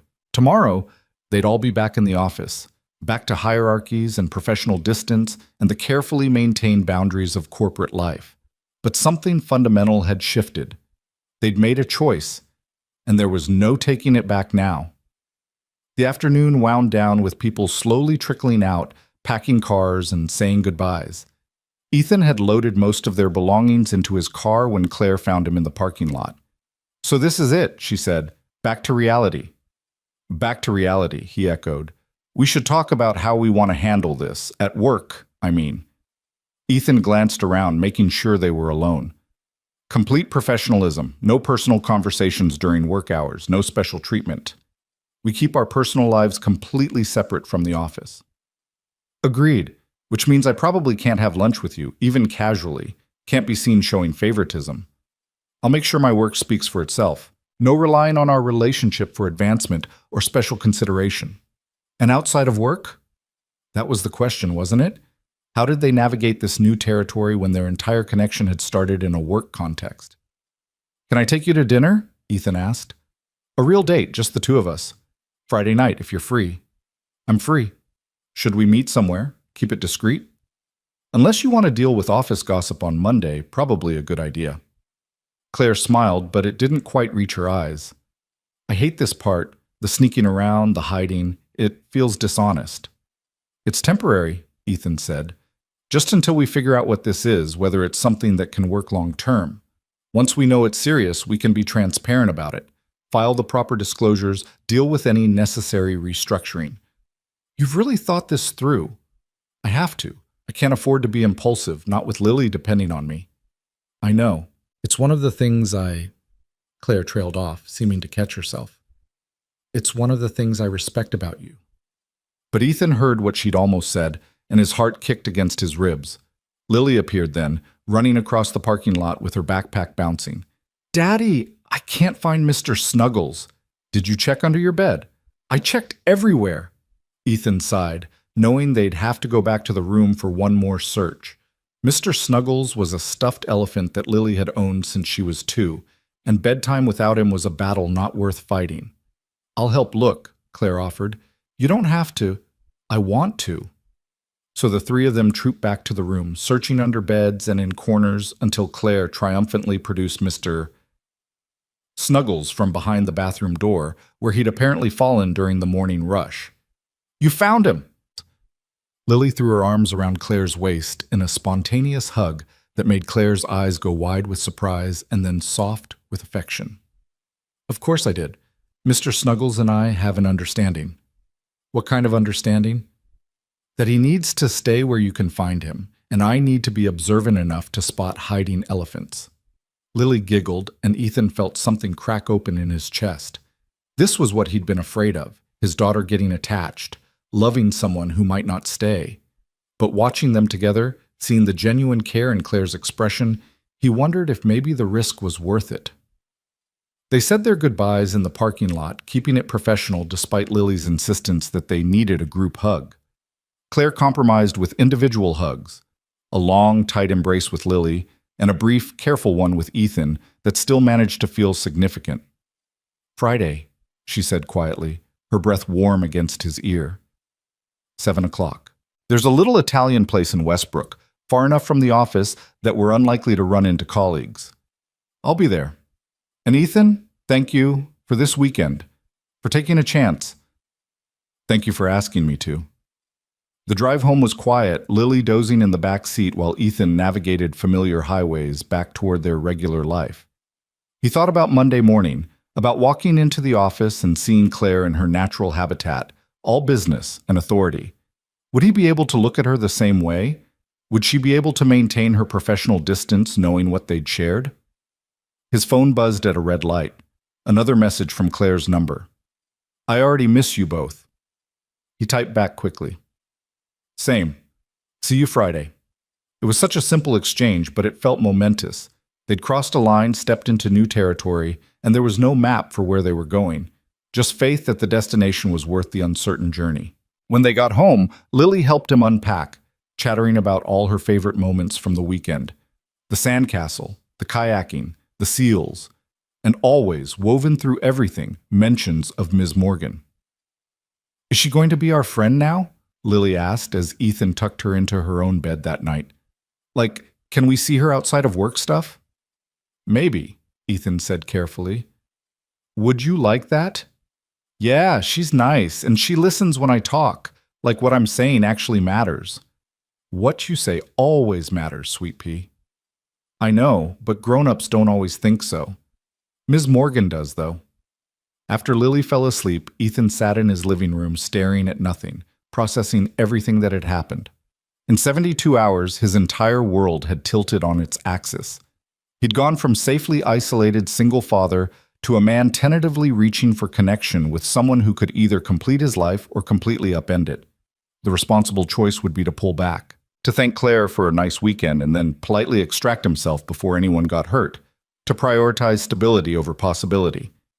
But James Morrison's words kept echoing in his head. The most successful people aren't the ones who follow every rule perfectly. They're the ones who know which rules matter. What mattered was honesty. What mattered was putting Lily first. What mattered was being brave enough to try, even when the outcome was uncertain. His phone buzzed again. Claire, sending a photo. It was her wrist, the friendship bracelet Lily had made still tied there. "Wearing it to work tomorrow," the message read. "Let them wonder." Ethan smiled and sent back a simple heart emoji, then immediately wondered if that was too much, too fast. But Claire responded with one of her own, and he felt the fear ease slightly. They were doing this, really doing this. Taking a chance on something that defied logic and professionalism and every safe choice he'd made in the past 7 years. And for the first time in longer than he could remember, Ethan Brooks felt truly, terrifyingly, wonderfully alive. Monday morning arrived with the cruel efficiency of all Mondays, dragging Ethan from sleep at 5:30 when his alarm pierced the quiet darkness. He lay there for a moment, staring at the ceiling and trying to reconcile the man who'd held Claire Morgan's hand on a beach 3 days ago with the employee who would see her across a conference table in 4 hours. The weekend felt like a dream now, something that had happened to someone else. In the harsh light of a workday morning, with Lily needing breakfast and his inbox already pinging with urgent messages, the idea that he and the CEO of his company were attempting some kind of relationship seemed absurd. But then his phone buzzed with a text message. "First day back? Ready to be completely professional and appropriate?" He smiled despite his anxiety. "As ready as I'll ever be. You?" Terrified, but trying to remember why we decided this was worth it. We decided it was worth it because isolation was killing us slowly, and at least this way we get to feel alive while we panic. That's remarkably dark for 6 in the morning. "I haven't had coffee yet. Give me an hour, and I'll be inspirational." "I'll hold you to that. See you at the office, where I will ignore you professionally." "I look forward to being professionally ignored." The exchange eased something in Ethan's chest, reminded him that Claire was as nervous about this as he was. They were in it together, fumbling through uncharted territory with nothing but good intentions and mounting feelings they hadn't quite named yet. Getting Lily ready for school was its usual controlled chaos. She couldn't find her homework, then couldn't decide between 2 different hair ribbons, then announced that she absolutely needed to bring her favorite rock to show and tell, despite the fact that show and tell was on Fridays, and today was Monday. "We'll save it for Friday," Ethan said, guiding her toward the door with the gentle insistence of a parent who'd learned to pick his battles. "But what if I forget by Friday? What if this rock is the most important thing I ever show and I miss my chance?" "Then we'll deal with that tragedy when Friday comes. Right now we need to get you to school and me to work." In the car, Lily was quieter than usual, staring out the window with an expression that Ethan had learned meant she was working up to asking something. "Daddy?" "Yes, Sweet Pea? Are you going to marry Miss Morgan?" Ethan nearly drove off the road. "What? Why would you ask that?" "Because you like her, I can tell. And she likes you. That's what happens in movies. People like each other and then they get married." "Real life is more complicated than movies, Lily." "But you do like her, right?" There was no point in lying to his daughter. She was too perceptive, too attuned to the emotional currents around her. "I do like her, very much. But liking someone and getting married are very different things. We're just getting to know each other better. So you're dating. It's complicated. Why? How did you explain professional ethics and power dynamics and the potential for career-ending conflicts of interest to a 7-year-old? Because Miss Morgan is my boss at work, and there are rules about that kind of thing. We have to be very careful about how we handle our friendship so that nobody thinks I'm getting special treatment or that Ms. Morgan is doing anything wrong. Lily absorbed this with the seriousness of a judge hearing testimony. That sounds hard. It is hard, but sometimes the things worth having are hard. Is Ms. Morgan worth it? Ethan glanced at his daughter in the rearview mirror, her small face so earnest and trusting. I think she might be, but I need you to understand something important, okay? Ms. Morgan and I are taking things very slowly. We're being friends first, and we're figuring out if we want to be more than friends. And nothing is more important to me than you. So if this doesn't work out, or if it gets too complicated, or if you're ever uncomfortable with any of it, you tell me. Deal? Deal. Can I still make her friendship bracelets? You can make her all the friendship bracelets you want. Good. Because I was thinking blue and silver for the next one. Those are sophisticated colors.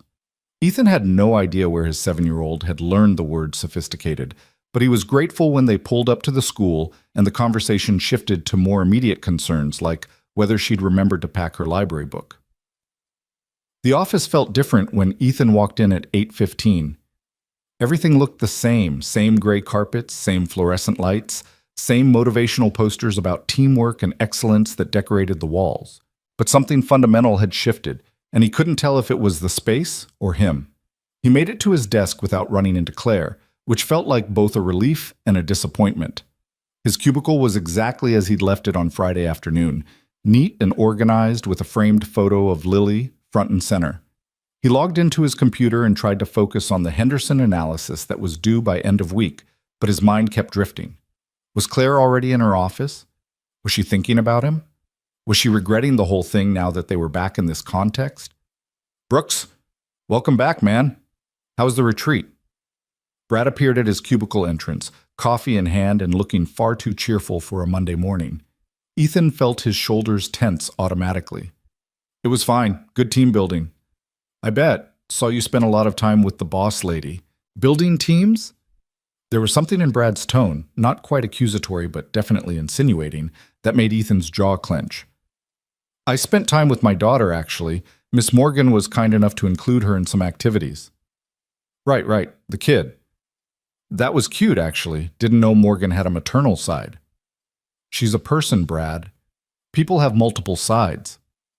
Whoa, defensive much? I'm just saying it was interesting to see her so human. Usually she's all business, you know? Ice queen in a power suit. But at the beach, she was almost likable. Ethan forced himself to keep his expression neutral, to not rise to the bait that Brad was clearly dangling. If you need something work-related, I'm happy to help. Otherwise, I've got the Henderson analysis to finish. Brad held up his hands in mock surrender. Just making conversation, man. Don't shoot the messenger. After he left, Ethan sat staring at his computer screen without seeing it. This was what they were going to face: speculation, gossip, people watching their every interaction and reading meaning into the smallest gesture. It made the decision to keep things quiet, to maintain professional boundaries at work, feel even more critical. His phone buzzed with an internal message through the company system. Henderson analysis meeting at 2 p.m. Conference room B. Please bring updated projections. CM. The message was perfectly professional, exactly the kind of thing Claire would send to any analyst working on a major project. But Ethan stared at the initials at the end, remembering how those same initials had signed off on much more personal messages over the weekend. He typed back a response that was equally professional. We'll be ready. Do you need the demographic breakdowns as well? Yes, all supporting data. Thank you. That was it. No hint of anything personal, no secret message hidden in corporate speak. Just boss and employee, exactly as it should be. Ethan tried to tell himself that this was good, that this was what they'd agreed to, but part of him had been hoping for something more, some acknowledgement of what they were to each other outside these walls. The morning crawled by with painful slowness.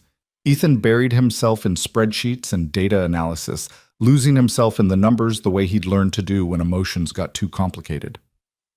Around 11, Sarah from HR stopped by his desk. "Hey, Ethan, got a minute?" His stomach dropped. Had someone complained about him and Claire? Had Brad said something to HR? "Sure.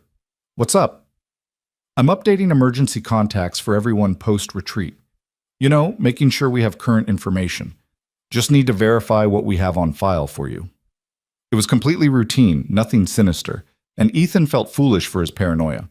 He provided the information Sarah needed, confirmed his sister's contact details, and watched her move on to the next cubicle. This was going to be his life now. Every interaction analyzed for hidden meaning, every routine request triggering anxiety that someone had discovered the secret he and Claire were keeping.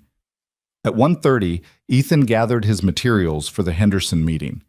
He'd spent extra time making sure his analysis was flawless, that his projections were conservative but justified, that every assumption was documented and defendable. He couldn't afford to give anyone reason to think Claire was going easy on him. Conference room B was empty when he arrived early, and he took the opportunity to set up his laptop and organize his notes. Other analysts started trickling in: Jennifer from finance, Marcus from operations, Tom from marketing. They all greeted him casually, no hint that they suspected anything unusual. Claire arrived exactly at 2 o'clock, commanding attention the moment she walked through the door. She wore a charcoal gray suit that Ethan had seen before, her hair pulled back in that severe bun, her expression all business. This was Claire Morgan, CEO, and there was no trace of the woman who'd built sandcastles and confessed her loneliness on a beach. "Let's get started," she said, taking her seat at the head of the table. Her eyes passed over Ethan without pausing, without any hint of recognition beyond the professional. "Brooks, you're leading the analysis. Walk us through your findings." Ethan stood and began his presentation, falling into the familiar rhythm of data and interpretation. He was good at this, had always been good at translating complex information into clear recommendations. But he was hyper-aware of Claire's presence, of the way she listened with that intense focus he'd always admired. She asked sharp questions, pushed back on some of his assumptions, demanded clarification on his methodology. To anyone watching, she was being exactly as demanding as she always was, holding him to the same high standards she held everyone to. But Ethan knew her well enough now to see the tells, the way she touched the friendship bracelet on her wrist when she was thinking, the slight softening of her expression when he made a particularly strong point, the way her eyes lingered on him just a fraction of a second too long when he finished speaking. "Strong work," she said when he concluded. "I have some concerns about the Q4 projections, but overall this is exactly what I needed. Jennifer, I want you to run secondary validation on the financial models. Marcus, check the operational assumptions. We'll reconvene Thursday with revised numbers." The meeting dispersed, people gathering their materials and filing out. Ethan was packing up his laptop when Claire spoke again. "Brooks, hold back a minute. I have some additional questions." His heart stuttered, but he kept his expression neutral as the last person left and the door clicked shut. They were alone. For a moment, neither of them moved. Then Claire's professional mask slipped, just slightly, and he saw the woman underneath. "That was torture," she said quietly. "Which part?" "All of it. Sitting 10 feet away from you and pretending I didn't want to touch you. Acting like you're just another analyst when you're—" She trailed off, shaking her head. "This is going to be harder than I thought. We agreed to keep it professional at work. I know we did, and we should. We have to. But knowing that intellectually and actually doing it are two very different things." Ethan glanced at the door, making sure it was fully closed, that no one was lingering in the hallway. "Friday?" he said. "We just have to make it to Friday." "Friday feels like a lifetime from now." "I know, but we can do this. We have to do this, or everyone will know. And then it gets complicated in ways we're not ready for." Claire nodded, straightening her shoulders and rebuilding her professional armor. "You're right. I'm being foolish. It's just been a long time since I felt this way, and I'm not handling it with my usual composure. For what it's worth, I'm not handling it much better. Brad already made some comments this morning about us spending time together at the retreat." Her expression sharpened. "What kind of comments?" "Nothing specific, just insinuations. Calling you likable, which he seemed to think was noteworthy. Brad's an idiot. Agreed, but he's an idiot who apparently pays attention.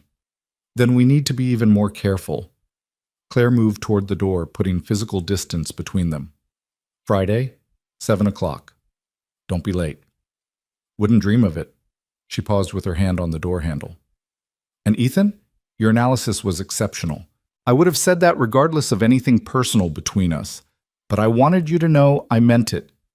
Then she was gone, leaving Ethan alone in the conference room with his heart hammering and the ghost of her perfume in the air. The rest of the week unfolded in a similar pattern. During the day, they were consummate professionals, their interactions limited to necessary work communication. Claire was, if anything, harder on Ethan than before, questioning his work more aggressively and holding him to impossible standards that he somehow managed to meet. But in the evenings, after Lily was asleep, they texted. Long conversations that stretched past midnight, sharing pieces of themselves in the safety of distance and digital communication. Claire told him about her childhood, about growing up in a coastal town with parents who'd divorced when she was 12, about how she'd learned early to be self-sufficient, to not need anyone, because needing people meant being disappointed when they left. Ethan shared his own history, the relationship with Lily's mother that had been passionate but ultimately incompatible, the terror of those first months alone with an infant, the slow building of a life that was stable if lonely. They traded stories like currency, building understanding through shared vulnerability. Wednesday night, Claire sent him a photo. It was her hand, the friendship bracelet still tied around her wrist, now slightly faded from wear. Lily asked if people commented on it, Ethan typed back. What did you tell them? That a friend made it for me. Which is true. A 7-year-old friend. I didn't specify the friend's age. Let them wonder. Thursday, Ethan's sister called during his lunch break. So, Rachel said without preamble, are you going to tell me what happened at this retreat, or do I have to guess? Nothing happened. Team building, kayaking, the usual corporate bonding nonsense. Lily mentioned someone named Ms. Morgan approximately 47 times when I talked to her yesterday. Want to explain that? Ethan closed his office door, ensuring privacy. It's complicated. It's always complicated with you. Is this Ms. Morgan the reason you sound different? I don't sound different. Yes, you do. You sound less defeated. Less like you're just going through the motions, so either you won the lottery or you met someone. Rachel had always been able to read him too easily, a talent that was both comforting and infuriating. I might have met someone. Maybe. It's very early and very complicated, and I'm not ready to talk about it yet. But you like her. I really like her. And Lily likes her? Lily adores her, which is part of why I'm terrified. Rachel was quiet for a moment. When she spoke again, her voice was gentle. Ethan, you've been alone for 7 years. You've built an entire life around being safe and stable for Lily, and that's admirable. But you're allowed to want something for yourself too. You're allowed to take a risk, even if it scares you. What if it doesn't work out? What if Lily gets hurt? What if it does work out? What if you're teaching Lily that it's okay to be brave, to reach for happiness even when it's scary? That's a valuable lesson too. After they hung up, Ethan sat in his closed office thinking about bravery and risk and what he was modeling for his daughter. He'd spent so long prioritizing safety that he'd forgotten courage had value too. Friday arrived with the weight of anticipation. Ethan had arranged for his sister to watch Lily overnight, telling his daughter it was just a sleepover at Aunt Rachel's. Lily had been thrilled, completely unsuspicious of any ulterior motive. He left work at 5, went home to shower and change, and found himself standing in front of his closet at 6:15, trying to decide what to wear for a date with his boss. Too casual suggested he wasn't taking it seriously. Too formal made it seem like he was trying too hard. He settled on dark jeans and a button-down shirt, then changed his mind 3 times before forcing himself to stop. The Italian restaurant Claire had chosen was in Westbrook, a small town about 30 minutes from the office. Far enough to avoid colleagues, close enough to not feel like they were fleeing the state. Ethan arrived 10 minutes early and sat in his car, gathering his courage. His phone buzzed. I'm here, in the back corner booth, trying not to be nervous and failing spectacularly. The message made him smile. He wasn't alone in this anxiety. The restaurant was dimly lit, intimate without being pretentious. Ethan spotted Claire immediately, sitting in a booth near the back, just as she'd said. She'd changed from her work clothes into a simple black dress, her hair down around her shoulders, and the sight of her made his breath catch. "Hi," he said, sliding into the booth across from her. "Hi yourself. You look nice. You look beautiful." She blushed, actually blushed, and Ethan felt some of his nervousness ease. They were both just people, trying to figure out if what they felt was real. The waiter appeared with menus and wine suggestions. They ordered a bottle of red to share, and then they were alone again, face to face without the buffer of work or Lily or beach activities. "I've been thinking about this all week," Claire admitted, trying to remember how dating works. "It's been a long time." "Same. I think the last actual date I went on was 9 years ago, and it obviously didn't end well. So we're both rusty. Catastrophically rusty." They smiled at each other, and some of the tension dissolved. "Tell me something I don't know about you," Claire said. "Something that's not in your employee file or that didn't come up in our weekend conversations." Ethan thought about it. "I wanted to be a teacher once. Before Lily, before I needed the salary and benefits of the corporate world. I wanted to teach high school math, help kids understand that numbers could be beautiful." "Why didn't you?" "Couldn't afford it. Teachers don't make enough to support a family alone, and I needed stability more than I needed passion." "Do you regret it?" "Sometimes. But then I think about the life I've built for Lily, the opportunities I can give her because of my salary, and I think I made the right choice. Not the choice I wanted, but the right one." Claire reached across the table and took his hand, the first time they'd touched all week. "I think you would have been an amazing teacher. You're patient, you explain things clearly, and you genuinely care about people understanding. Maybe someday, when Lily's older, you could teach part-time. Share that gift." The idea had never occurred to him, that passions deferred weren't necessarily passions dead, that there might be a future where he could reclaim pieces of the life he'd set aside. "Your turn," he said. "Something I don't know." "I'm afraid of being happy," Claire said quietly. "Every time something good happens, I wait for it to fall apart. I sabotage things before they can hurt me.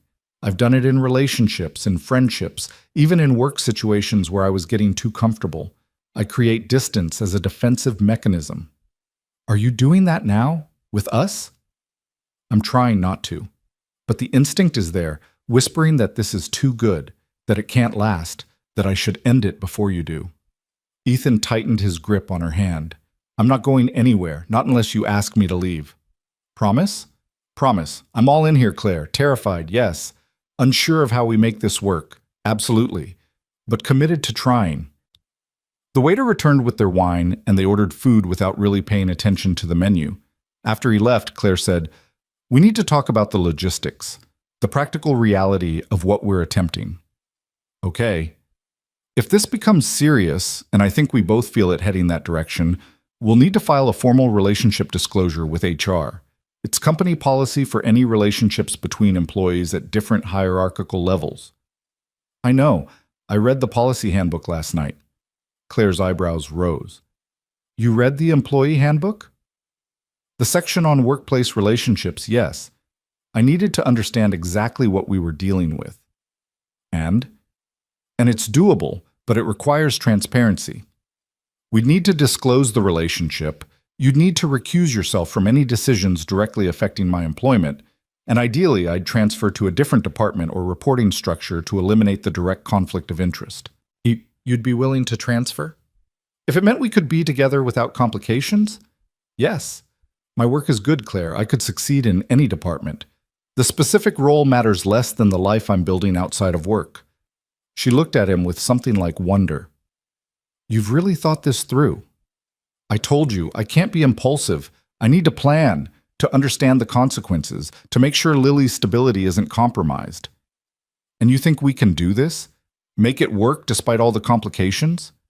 Ethan looked at her, really looked at her, saw the vulnerability beneath the competence, the loneliness she'd admitted to, the courage it took for someone who'd built walls to let him inside them. "I think we can try. I think we're both smart enough and committed enough to navigate the challenges. But I need to know you want this as much as I do. Because I'm not putting Lily through meeting someone, getting attached, only to have that person decide it's too complicated and walk away. I want this, Claire said without hesitation. I want you. I want to be part of Lily's life, if she'll have me. I want to try building something real instead of hiding behind my career and pretending that's enough. I'm scared to death, but I want it. Then we try. Carefully, thoughtfully, but we try. Their food arrived and they ate slowly, talking about everything and nothing. Claire told him about her college years, about the law degree she'd earned but never used because she'd fallen into corporate strategy instead. Ethan shared stories about Lily's early years, the hilarious disasters and small triumphs of single parenthood. They talked about practical things too, how to introduce a new relationship into Lily's life without overwhelming her, how to maintain work boundaries while building personal connection, when to file the formal disclosure with HR. We should wait at least a few weeks, Claire said. Make sure this is really something before we involve the company officially. Agreed. Maybe after a month? That gives us time to see if this works outside the artificial environment of a beach retreat. A month, that's reasonable. They were splitting dessert, tiramisu that was almost too rich, when Claire said, "Can I ask you something personal?" "Always." "Why did you say yes to all of this? You had every reason to keep things professional, to protect yourself and Lily from complications. What made you willing to take the risk?" Ethan set down his fork, considering the question seriously. "Honestly, you did. The way you saw me, not just as an employee or a single parent, but as a whole person with wants and needs beyond my responsibilities. The way you looked at Lily, with genuine affection instead of polite tolerance. The way you admitted your own loneliness instead of pretending to have it all together. You made me feel like maybe I'd been settling for half a life when I could have a whole one." Claire's eyes were bright with unshed tears. "That's the most beautiful thing anyone's ever said to me. It's the truth." They lingered over coffee, neither wanting the evening to end. Finally, around 10, Claire said, "I should probably get going. Early morning tomorrow." "Yeah, me too. Well, not too early. Lily's with my sister until tomorrow afternoon." "Oh." Something shifted in Claire's expression. "So you have the evening free?" "I do." "Would you want to, I don't know, take a walk?" "I'm not ready to say goodnight yet." They ended up walking along the Westbrook waterfront, a quiet path that ran beside the river.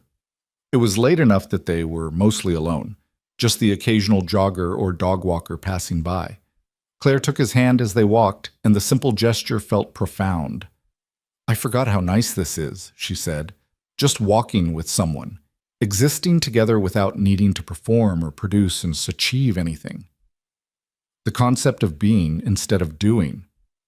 Exactly. They found a bench overlooking the water and sat, watching moonlight ripple across the surface. Ethan put his arm around Claire's shoulders, and she leaned into him with a sigh that sounded like relief.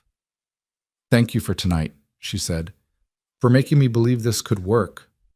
Thank you for taking the first step, for being brave enough to say how you felt on that beach. I almost didn't. I almost convinced myself it was too risky, too complicated." "What changed your mind?" "Lily, actually. Watching you with her, seeing that love and dedication. It made me realize I'd been using fear as an excuse to avoid living. If you could be brave enough to raise a child alone, to build a good life despite the challenges, then I could be brave enough to admit I wanted more than professional success." They sat in comfortable silence, content to just be together. Eventually, Claire shivered slightly in the evening breeze, and Ethan gave her his jacket. "I should really get you home before you freeze," he said. "I suppose. Though I'd rather stay here." "Me too, but tomorrow's another day. More opportunities." They walked back to their cars, hands linked, both reluctant to let go. At her car, Claire turned to face him. "1 month," she said. "We give this 1 month to see if it's real. If it is, we file the disclosure and deal with whatever comes." 1 month, Ethan agreed. She rose on her toes and kissed him, soft and sweet and full of promise.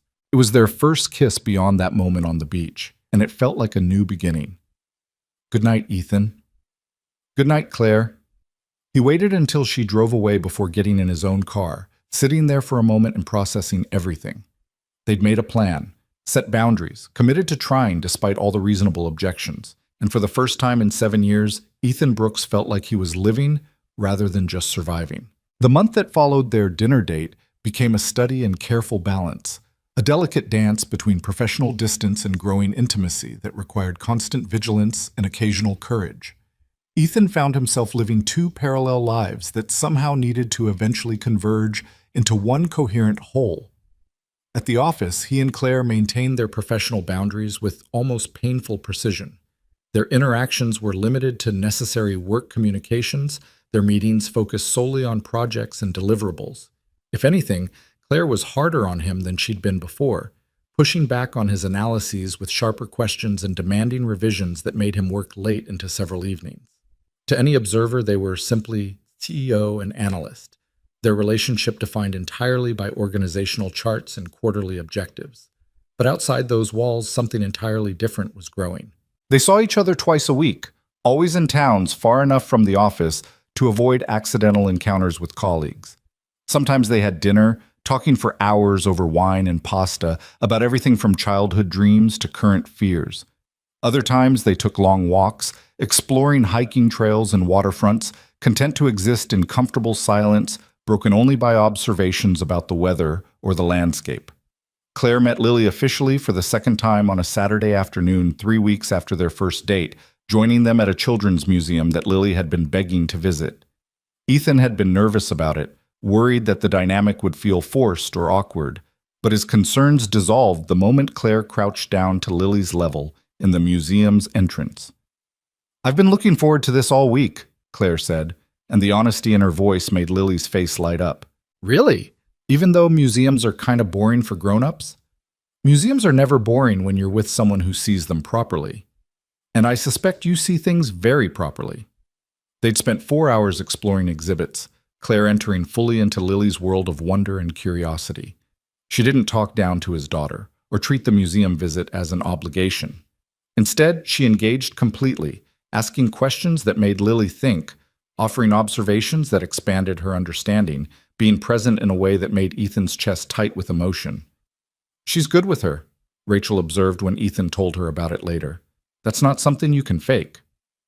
"I know," which makes this both easier and more terrifying. Why terrifying? Because Lily's getting attached, really attached, and if this doesn't work out, stop catastrophizing and just enjoy what you're building. You deserve this, Ethan. Happiness isn't something you have to earn through suffering first. But the fear remained, a low hum of anxiety beneath every moment of joy. Each time Claire and Lily laughed together, each time his daughter asked when they could see Miss Morgan again, Ethan felt the stakes rising. This wasn't just about him anymore. Whatever happened between him and Claire would affect his daughter, and that responsibility weighed heavier than any professional complication. The turning point came 3.5 weeks into their month-long trial period. Ethan was working late on a Thursday evening, most of the office already emptied for the day, when Claire appeared at his cubicle entrance. "Working late?" she asked, her tone carefully professional despite the empty office. "Henderson follow-up. Want to get it done before tomorrow's deadline." She glanced around, confirming they were alone, then stepped into his cubicle. "Can we talk? Somewhere private?" They ended up in her office, the door closed and the blinds drawn against the windows that looked out over the main workspace. Claire sat on the edge of her desk rather than behind it, a deliberate choice that eliminated the physical barrier between them. "I've been thinking about our timeline," she said without preamble. "About waiting the full month before filing the disclosure?" Ethan's stomach tightened. "You want to end things early?" "No, the opposite actually. I want to file the disclosure now. I don't want to wait anymore." "Claire, we agreed." "I know what we agreed, but I've spent 3 weeks trying to be professional while everything in me is screaming that this is right, that you're right, and I'm tired of pretending that we need more time to be sure when I already am sure." She stood and crossed to where he sat, taking his hands in hers. "I'm in love with you, Ethan. I probably have been since that first day on the beach when you let me play with your daughter and didn't make me feel like I was intruding. And I'm in love with Lily, with the way she sees the world and the person she's becoming. I don't need another week to know that I want this to be permanent. The words hung in the air between them, weighted with significance and vulnerability. Ethan felt his heart hammering against his ribs, felt the careful walls he'd maintained starting to crumble. I love you too, he said, and saying it out loud felt like jumping off a cliff and discovering he could fly. I've been trying to be cautious, to protect myself and Lily, but the truth is I fell for you somewhere between sandcastles and scavenger hunts, and I can't imagine going back to a life where you're not in it. Claire's eyes filled with tears, and she pulled him to his feet, wrapping her arms around him in a fierce embrace. So we do this? We file the disclosure and deal with whatever comes? We do this, but we do it right. We go to HR together tomorrow, we're completely transparent about the timeline, and we accept whatever restructuring is necessary to eliminate conflicts of interest. I'll transfer you to the Singapore division, Claire said immediately. It's been needing a senior analyst, and it would put you under different management entirely. Different reporting structure, different approval chains. No possibility of favoritism or ethical concerns. Singapore is a promotion. It's a lateral move with additional responsibilities. You'd be perfect for it, and you know it. Your work speaks for itself, Ethan. This isn't favoritism. This is putting the right person in the right role. He pulled back slightly to look at her. People will still talk. They'll say you promoted your boyfriend, that the relationship influenced the decision. Let them talk. We'll have documented everything properly. The disclosure will be filed before the transfer is announced. James already knows about us and approves. Anyone who has a problem can take it up with HR, and they'll find that every policy was followed to the letter. You've really thought this through. I've thought about nothing else for 3 weeks. I want this, Ethan. I want you and Lily in my life permanently. I want to be able to have dinner together without driving 30 miles to avoid colleagues. I want to introduce you as my partner, not hide what we are to each other. I want to build something real. Ethan kissed her then, deep and sure and full of promise. When they broke apart, both slightly breathless, he said, "Okay, we file tomorrow. We do this right." "We do this right," Claire agreed. They spent another hour in her office planning the logistics. They'd go to HR first thing in the morning, file the relationship disclosure with full transparency about when it had started. Claire would immediately recuse herself from any decisions affecting Ethan's employment. The Singapore transfer would be announced next week, giving time for the disclosure to be processed and any concerns to be addressed. They'd handle this exactly according to policy, leaving no room for accusations of impropriety. "What about Lily?" Claire asked as they were finishing. "Have you told her yet? About us being more than friends?" "Not yet. I wanted to be sure first to know this was really happening before I said anything that would get her hopes up. Can I be there? When you tell her?" The question, and the vulnerability behind it, made Ethan's chest tight. "I'd like that. Maybe this weekend? We could do something together, just the three of us, and explain it in a way that makes sense to her." "I'd love that." They left the office separately, maintaining discretion for one last night. Tomorrow everything would change, would become official and public. But tonight, driving home through darkened streets, Ethan felt lighter than he had in years. Friday morning arrived with crystalline clarity, the kind of autumn day that felt full of possibility. Ethan dropped Lily at school, kissed her forehead, and tried not to let his nervousness show. "You seem happy, Daddy," she observed with her usual perceptiveness. "I am happy, Sweet Pea, really happy." "Is it because of Ms. Morgan?" "Partially, but mostly because I have you." "That's mushy, but nice." At the office, he met Claire in the lobby at 8:30 as planned. She wore her usual professional armor, sharp suit, hair pulled back, expression composed. But when their eyes met, he saw the same nervous excitement he felt. "Ready?" she asked. "Ready." They walked to HR together, their presence clearly unexpected by the receptionist who scrambled to let them into the department head's office. Margaret Chen had been with the company for 15 years. A no-nonsense woman in her 50s who'd seen every variation of workplace drama imaginable. "Ms. Morgan, Mr. Brooks, this is unexpected. Please sit." They sat side by side in the chairs facing Margaret's desk. Claire had insisted that they do this together, that there be no question of hierarchy or power dynamics influencing the disclosure. We're here to file a formal relationship disclosure, Claire said without preamble. As required by company policy for relationships between employees at different hierarchical levels. Margaret's eyebrows rose fractionally, the only indication of surprise. I see. When did this relationship begin? We first acknowledged mutual interest during the company retreat 4 weeks ago, Ethan said, appreciating that Claire had let him speak. We've been seeing each other outside of work since then, and we decided it was time to formalize the disclosure and address any necessary restructuring. And you're both here voluntarily? Mr. Brooks, you understand you're under no obligation or pressure to disclose this relationship? I understand completely. This is my choice, made freely without any coercion or influence from Ms. Morgan's position. Margaret made notes on her computer, her expression neutral. Ms. Morgan, are you aware that this disclosure will require you to recuse yourself from any employment decisions affecting Mr. Brooks? I am. I've already prepared documentation recusing myself from his performance reviews, compensation decisions, and any other matters that could constitute a conflict of interest. Additionally, we're proposing a transfer that would eliminate the direct reporting relationship entirely. What kind of transfer? The Singapore division needs a senior analyst. Mr. Brooks has the qualifications and experience for the role. It would put him under different management, different reporting structure, completely separate from my direct oversight. Margaret looked at Ethan. And you're agreeable to this transfer? I am. It's a good opportunity, and it resolves the conflict of interest concerns. The optics of this could be challenging, Margaret said carefully. A CEO dating an employee, then that employee receiving a promotion. It's a lateral move with expanded responsibilities, Claire interrupted, and the transfer won't be announced until after this disclosure is processed. We're doing everything by the book, Margaret. Full transparency, immediate recusal, structural changes to eliminate conflicts. What more can we do? Margaret was quiet for a long moment, studying them both. Then she said, Honestly, nothing.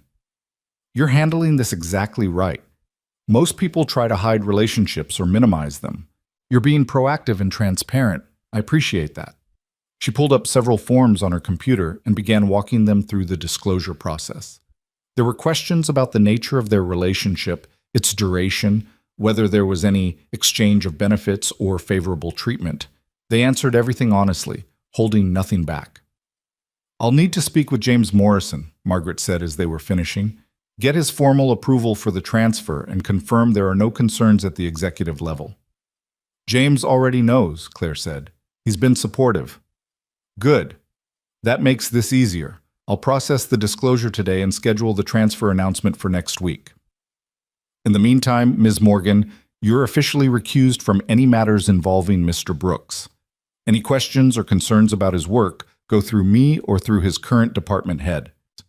They thanked Margaret and left her office, not speaking until they were in the elevator heading back to their respective floors. That went well, Ethan said. Better than I expected. Margaret's fair. She won't let office politics influence how this is handled. What about everyone else? Brad and Sarah and all the people who are going to have opinions about this? Claire looked at him, her expression serious. People are going to talk. Some of them will be supportive, some will speculate about favoritism, some will make it into drama because that's what people do. But we know the truth. We know we've done this right. And that has to be enough. It is enough. The elevator doors opened on Ethan's floor. Before he stepped out, Claire caught his hand briefly.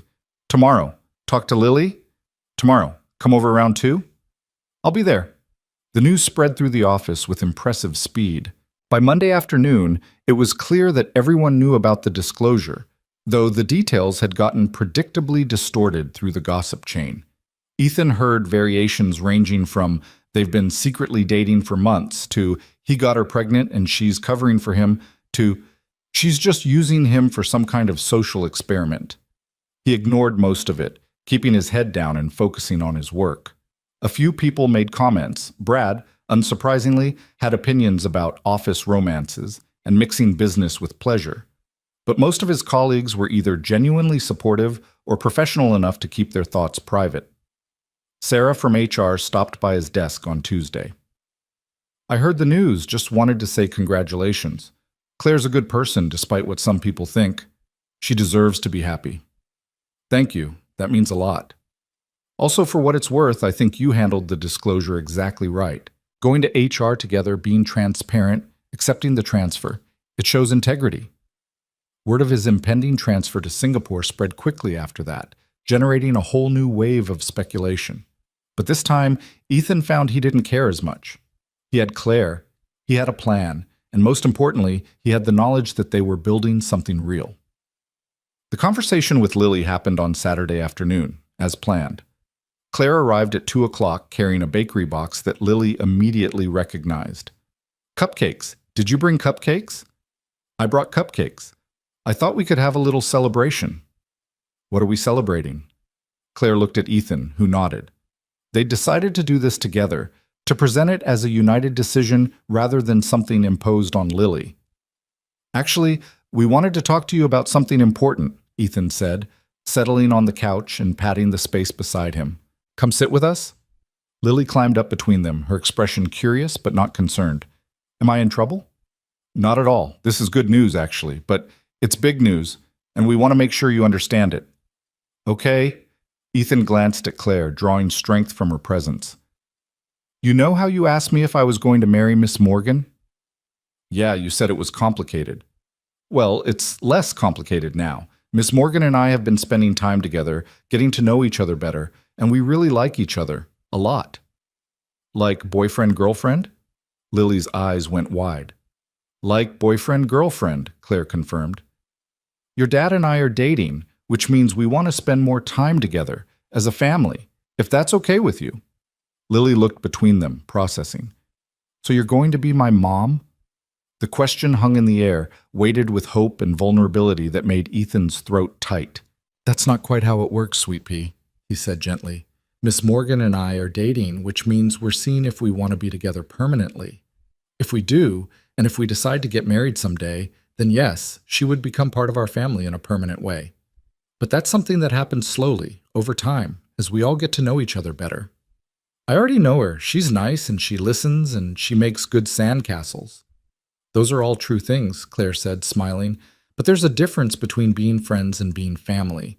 Your dad and I want to make sure we're doing this right, taking the time to build something strong, which means you get to be part of that process. If you're ever uncomfortable or have questions or just need to talk about how you're feeling, you can always tell us. Okay? Lily nodded seriously. Okay. Can I still call you Miss Morgan? You can call me whatever feels comfortable. Ms. Morgan, Claire, whatever you like. What about Mom? Claire's eyes filled with tears, and she looked at Ethan helplessly. He put his arm around his daughter, pulling her close. Maybe we save that for later, he suggested, when things are more permanent. For now, what if you call her Claire? That way it's friendly but not confusing. Okay, Claire. Lily tested the name, then smiled. I like it. Can we have cupcakes now? The ease with which she accepted the news was both touching and slightly terrifying. Ethan had worried that Lily might be resistant or confused, but instead she seemed genuinely excited. As they ate cupcakes and Claire explained that she'd be spending more time with them, dinners, weekend activities, maybe even some sleepovers eventually, Lily peppered her with questions. Will you teach me to make sandwiches the fancy way? Can we go to the science museum? Do you like chocolate ice cream or vanilla? What's your favorite color? Claire answered each question with the same serious attention she gave to board presentations, and watching them together, Ethan felt something settle in his chest. This could work. This was working. After Lily ran off to play in a room, content with the new arrangement, Claire and Ethan sat together on the couch. That went better than I expected, she said. She really likes you. I think she's been hoping for this since the retreat. Smart kid. The smartest. But Claire, we need to be careful. She's excited now, but if this doesn't work out for some reason, it's going to devastate her. Claire took his hand, threading their fingers together. I know, which is why I need you to believe me when I say I'm in this for the long term. I'm not going to suddenly decide this is too hard or too complicated and walk away. I've spent 10 years building walls, and you and Lily are worth tearing them all down. Promise? I promise. I love you, Ethan. And I love your daughter. I'm not going anywhere. The weeks that followed settled into a new rhythm. Claire became a regular presence in their lives, joining them for dinners and weekend activities, slowly integrating herself into their routines. She learned Lily's favorite foods and bedtime preferences, figured out how to braid hair through trial and error, and became genuinely invested in the day-to-day details of their life. At work, Ethan transitioned into his new role with the Singapore division. The transfer was handled smoothly, with clear documentation showing it was based on his qualifications rather than his relationship with Claire. He reported to a different manager now, someone who'd never worked directly with Claire, eliminating any appearance of conflict. Some people still gossiped, of course. Brad made pointed comments about sleeping your way to the top that Ethan ignored with the dignity of someone who knew the truth. But mostly, the office moved on. There were always new dramas, new relationships, new scandals to occupy people's attention. 2 months after they'd filed the disclosure, Claire suggested dinner with James Morrison and his wife. "He wants to get to know you outside of work," she explained. "See the person I'm building a life with." "Is this a test?" "More like a blessing. James has been a mentor to me for years. His approval matters." The dinner was at an upscale steakhouse, the kind of place where the wine list had its own sommelier and the bread was served warm with 3 types of butter. Ethan was nervous, but James put him at ease immediately. "Heard good things about your work in Singapore," James said as they settled into their table. "Chen says you're exceeding expectations. I'm enjoying the challenges. Different market dynamics than domestic operations." "Different, yes, but you're adapting well. That's what good analysts do. They adjust to new contexts without losing their fundamental strengths." James's wife, Patricia, was warm and engaging, asking about Lily and seeming genuinely interested in the answers. As the evening progressed, Ethan relaxed, realizing this wasn't an interrogation, but an invitation. James and Patricia weren't just Claire's mentors and friends. They were becoming his as well. Over dessert, James said, "Can I give you some advice, professional and personal?" "Of course." "Don't let anyone make you feel like you haven't earned your success. You're good at what you do, Ethan. The transfer to Singapore was justified by your work, not your relationship. But people will always speculate, especially when workplace romances are involved. The key is knowing your own worth and not letting external noise shake that confidence." "Thank you, sir. I appreciate that." "And on the personal side, take care of her." James nodded toward Claire, who was deep in conversation with Patricia. "She's tougher than she looks, but she's also been alone for too long. You and your daughter are good for her. I can see it in the way she's changed these past months. More present, more engaged with life outside the office. That's worth protecting." "I intend to," Ethan said. "She's worth protecting." Winter settled over the city, bringing shorter days and the promise of holidays. Lily's school had a winter concert in mid-December, and when Ethan mentioned it casually to Claire, she immediately asked if she could attend. "You don't have to," he said. "It's just a bunch of 7-year-olds singing holiday songs off-key." "I want to, if that's okay with you and Lily." "But..." The concert was exactly as chaotic as Ethan had predicted. Children forgetting lyrics, one boy picking his nose throughout the entire performance, a minor collision when 2 kids tried to occupy the same spot on the risers. But Lily sang with fierce concentration, her small voice occasionally audible above the general cacophony. Afterward, as they waited in the crowded hallway for Lily to emerge from the classroom, Claire slipped her hand into Ethan's. "Thank you for letting me be part of this. Thank you for wanting to be part of it." When Lily finally appeared, still wearing her construction paper reindeer antlers, she ran straight to Claire. "Did you see me? Did I do good?" "You were perfect," Claire said, crouching down to her level. "The best singer in the whole concert." "Daddy says you have to say that because you like me." "I do like you, but I also mean it." Watching them together, Ethan felt the last of his reservations dissolve. This was his family now, not the traditional structure he'd once imagined, but something equally valid and infinitely precious. That night, after Lily was asleep, Ethan and Claire sat on the couch drinking hot chocolate and talking about the future. "I've been thinking about next steps," Claire said carefully, "about where this is going." Ethan's heart stuttered. "What kind of next steps?" "The permanent kind. The kind that involve commitment and shared lives and all the things that terrify me but that I want anyway." She set down her mug and turned to face him fully. I want to marry you, Ethan. Not today, not next week, but eventually. I want to be Lily's stepmother, to build a life with both of you. I want to wake up next to you every morning and go to sleep knowing you're there. I want all of it. That sounds like a proposal. It's not. Not yet. Because I want to make sure you want the same things, that I'm not moving too fast or pushing for something you're not ready for. Ethan pulled her closer, wrapping his arms around her. I want all of it too. The marriage, the shared life, the future. But you're right that we should take our time. Make sure Lily's comfortable with each step, that we're building something sustainable rather than rushing because it feels good. So we're engaged to be engaged. Something like that. Committed to the trajectory, even if the timeline is flexible. I can live with that. They sat in comfortable silence, Claire's head on Ethan's shoulder, both of them watching the lights from the Christmas tree Lily had insisted on decorating in early November. Outside, snow was beginning to fall, the first significant accumulation of the season. I never thought I'd have this, Claire said quietly. I'd convinced myself that career success was enough, that wanting more was greedy or unrealistic. And then you appeared with your daughter and your quiet integrity and your willingness to take risks despite your fear. And suddenly I wanted everything I'd told myself I couldn't have. I was doing the same thing, convincing myself that being a good father was enough, that wanting companionship or love was selfish when I should be focused entirely on Lily. But you showed me that I could be a good father and still want something for myself, that the two weren't mutually exclusive. We're good for each other. We really are. Christmas came and went in a blur of wrapping paper and sugar cookies, and Lily's delighted squeals over presents. Claire spent Christmas Eve with them, staying through dinner and gift opening, becoming part of their traditions in a way that felt natural rather than forced. New Year's Eve, they left Lily with Rachel and went to a quiet restaurant overlooking the water. As midnight approached, they walked down to the waterfront, watching fireworks bloom across the sky in cascading colors. New year, new beginning, Claire said as the clock struck 12. New chapter in an ongoing story, Ethan corrected, pulling her close for a kiss that tasted like champagne and promise.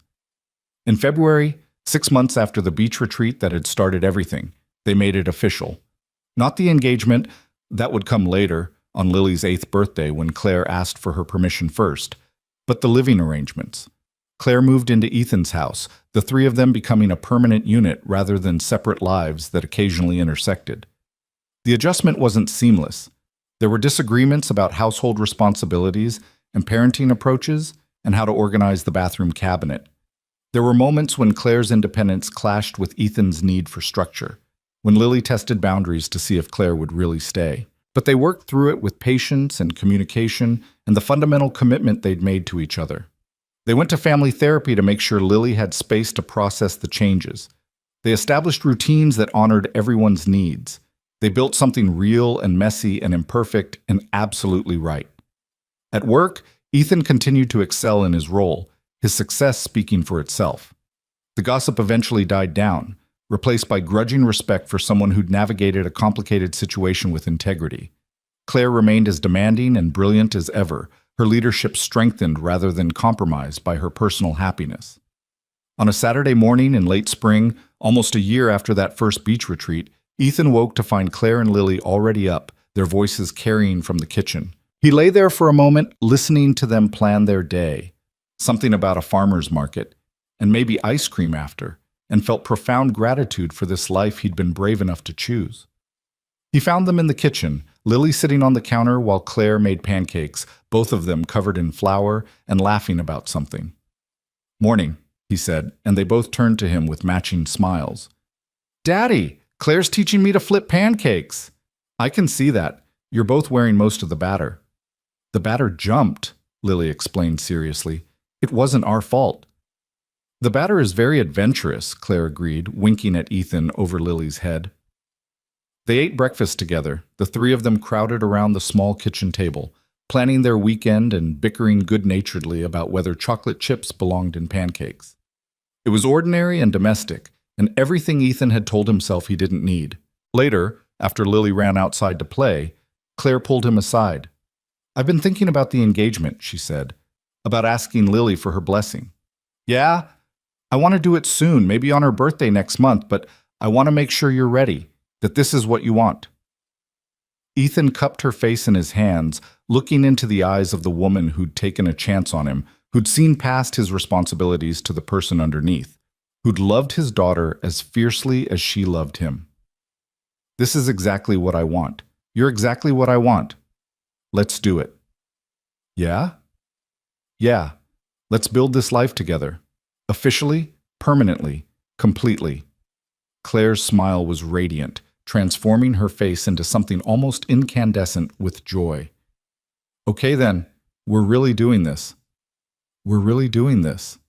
They sealed it with a kiss, deep and sure and full of promise. Outside, they could hear Lily singing to herself as she played, her voice carrying through the open window like a blessing. Ethan thought about that day on the beach, about the moment when Claire had whispered, "You don't have to look away," and everything had started to shift. He'd been so scared then, so convinced that protecting himself and Lily meant keeping everyone else at a distance. But he'd been wrong. Protection wasn't about walls and isolation. It was about choosing wisely, loving bravely, and trusting that the right people would stay.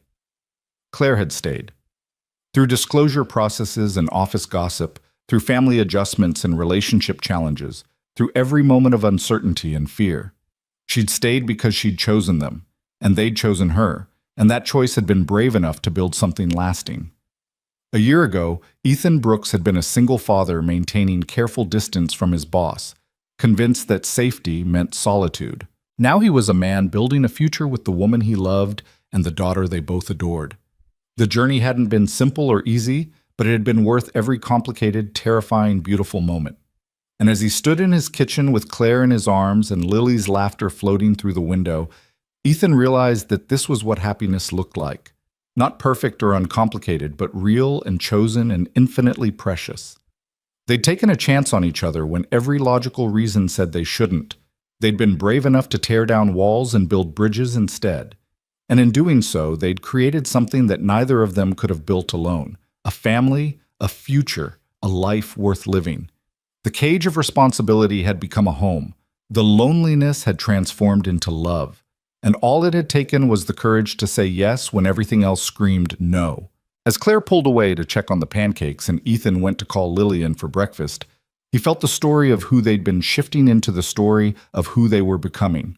Not an ending, but a beginning. Not a destination, but a journey they'd chosen to take together. And that, he thought, was exactly how it should be.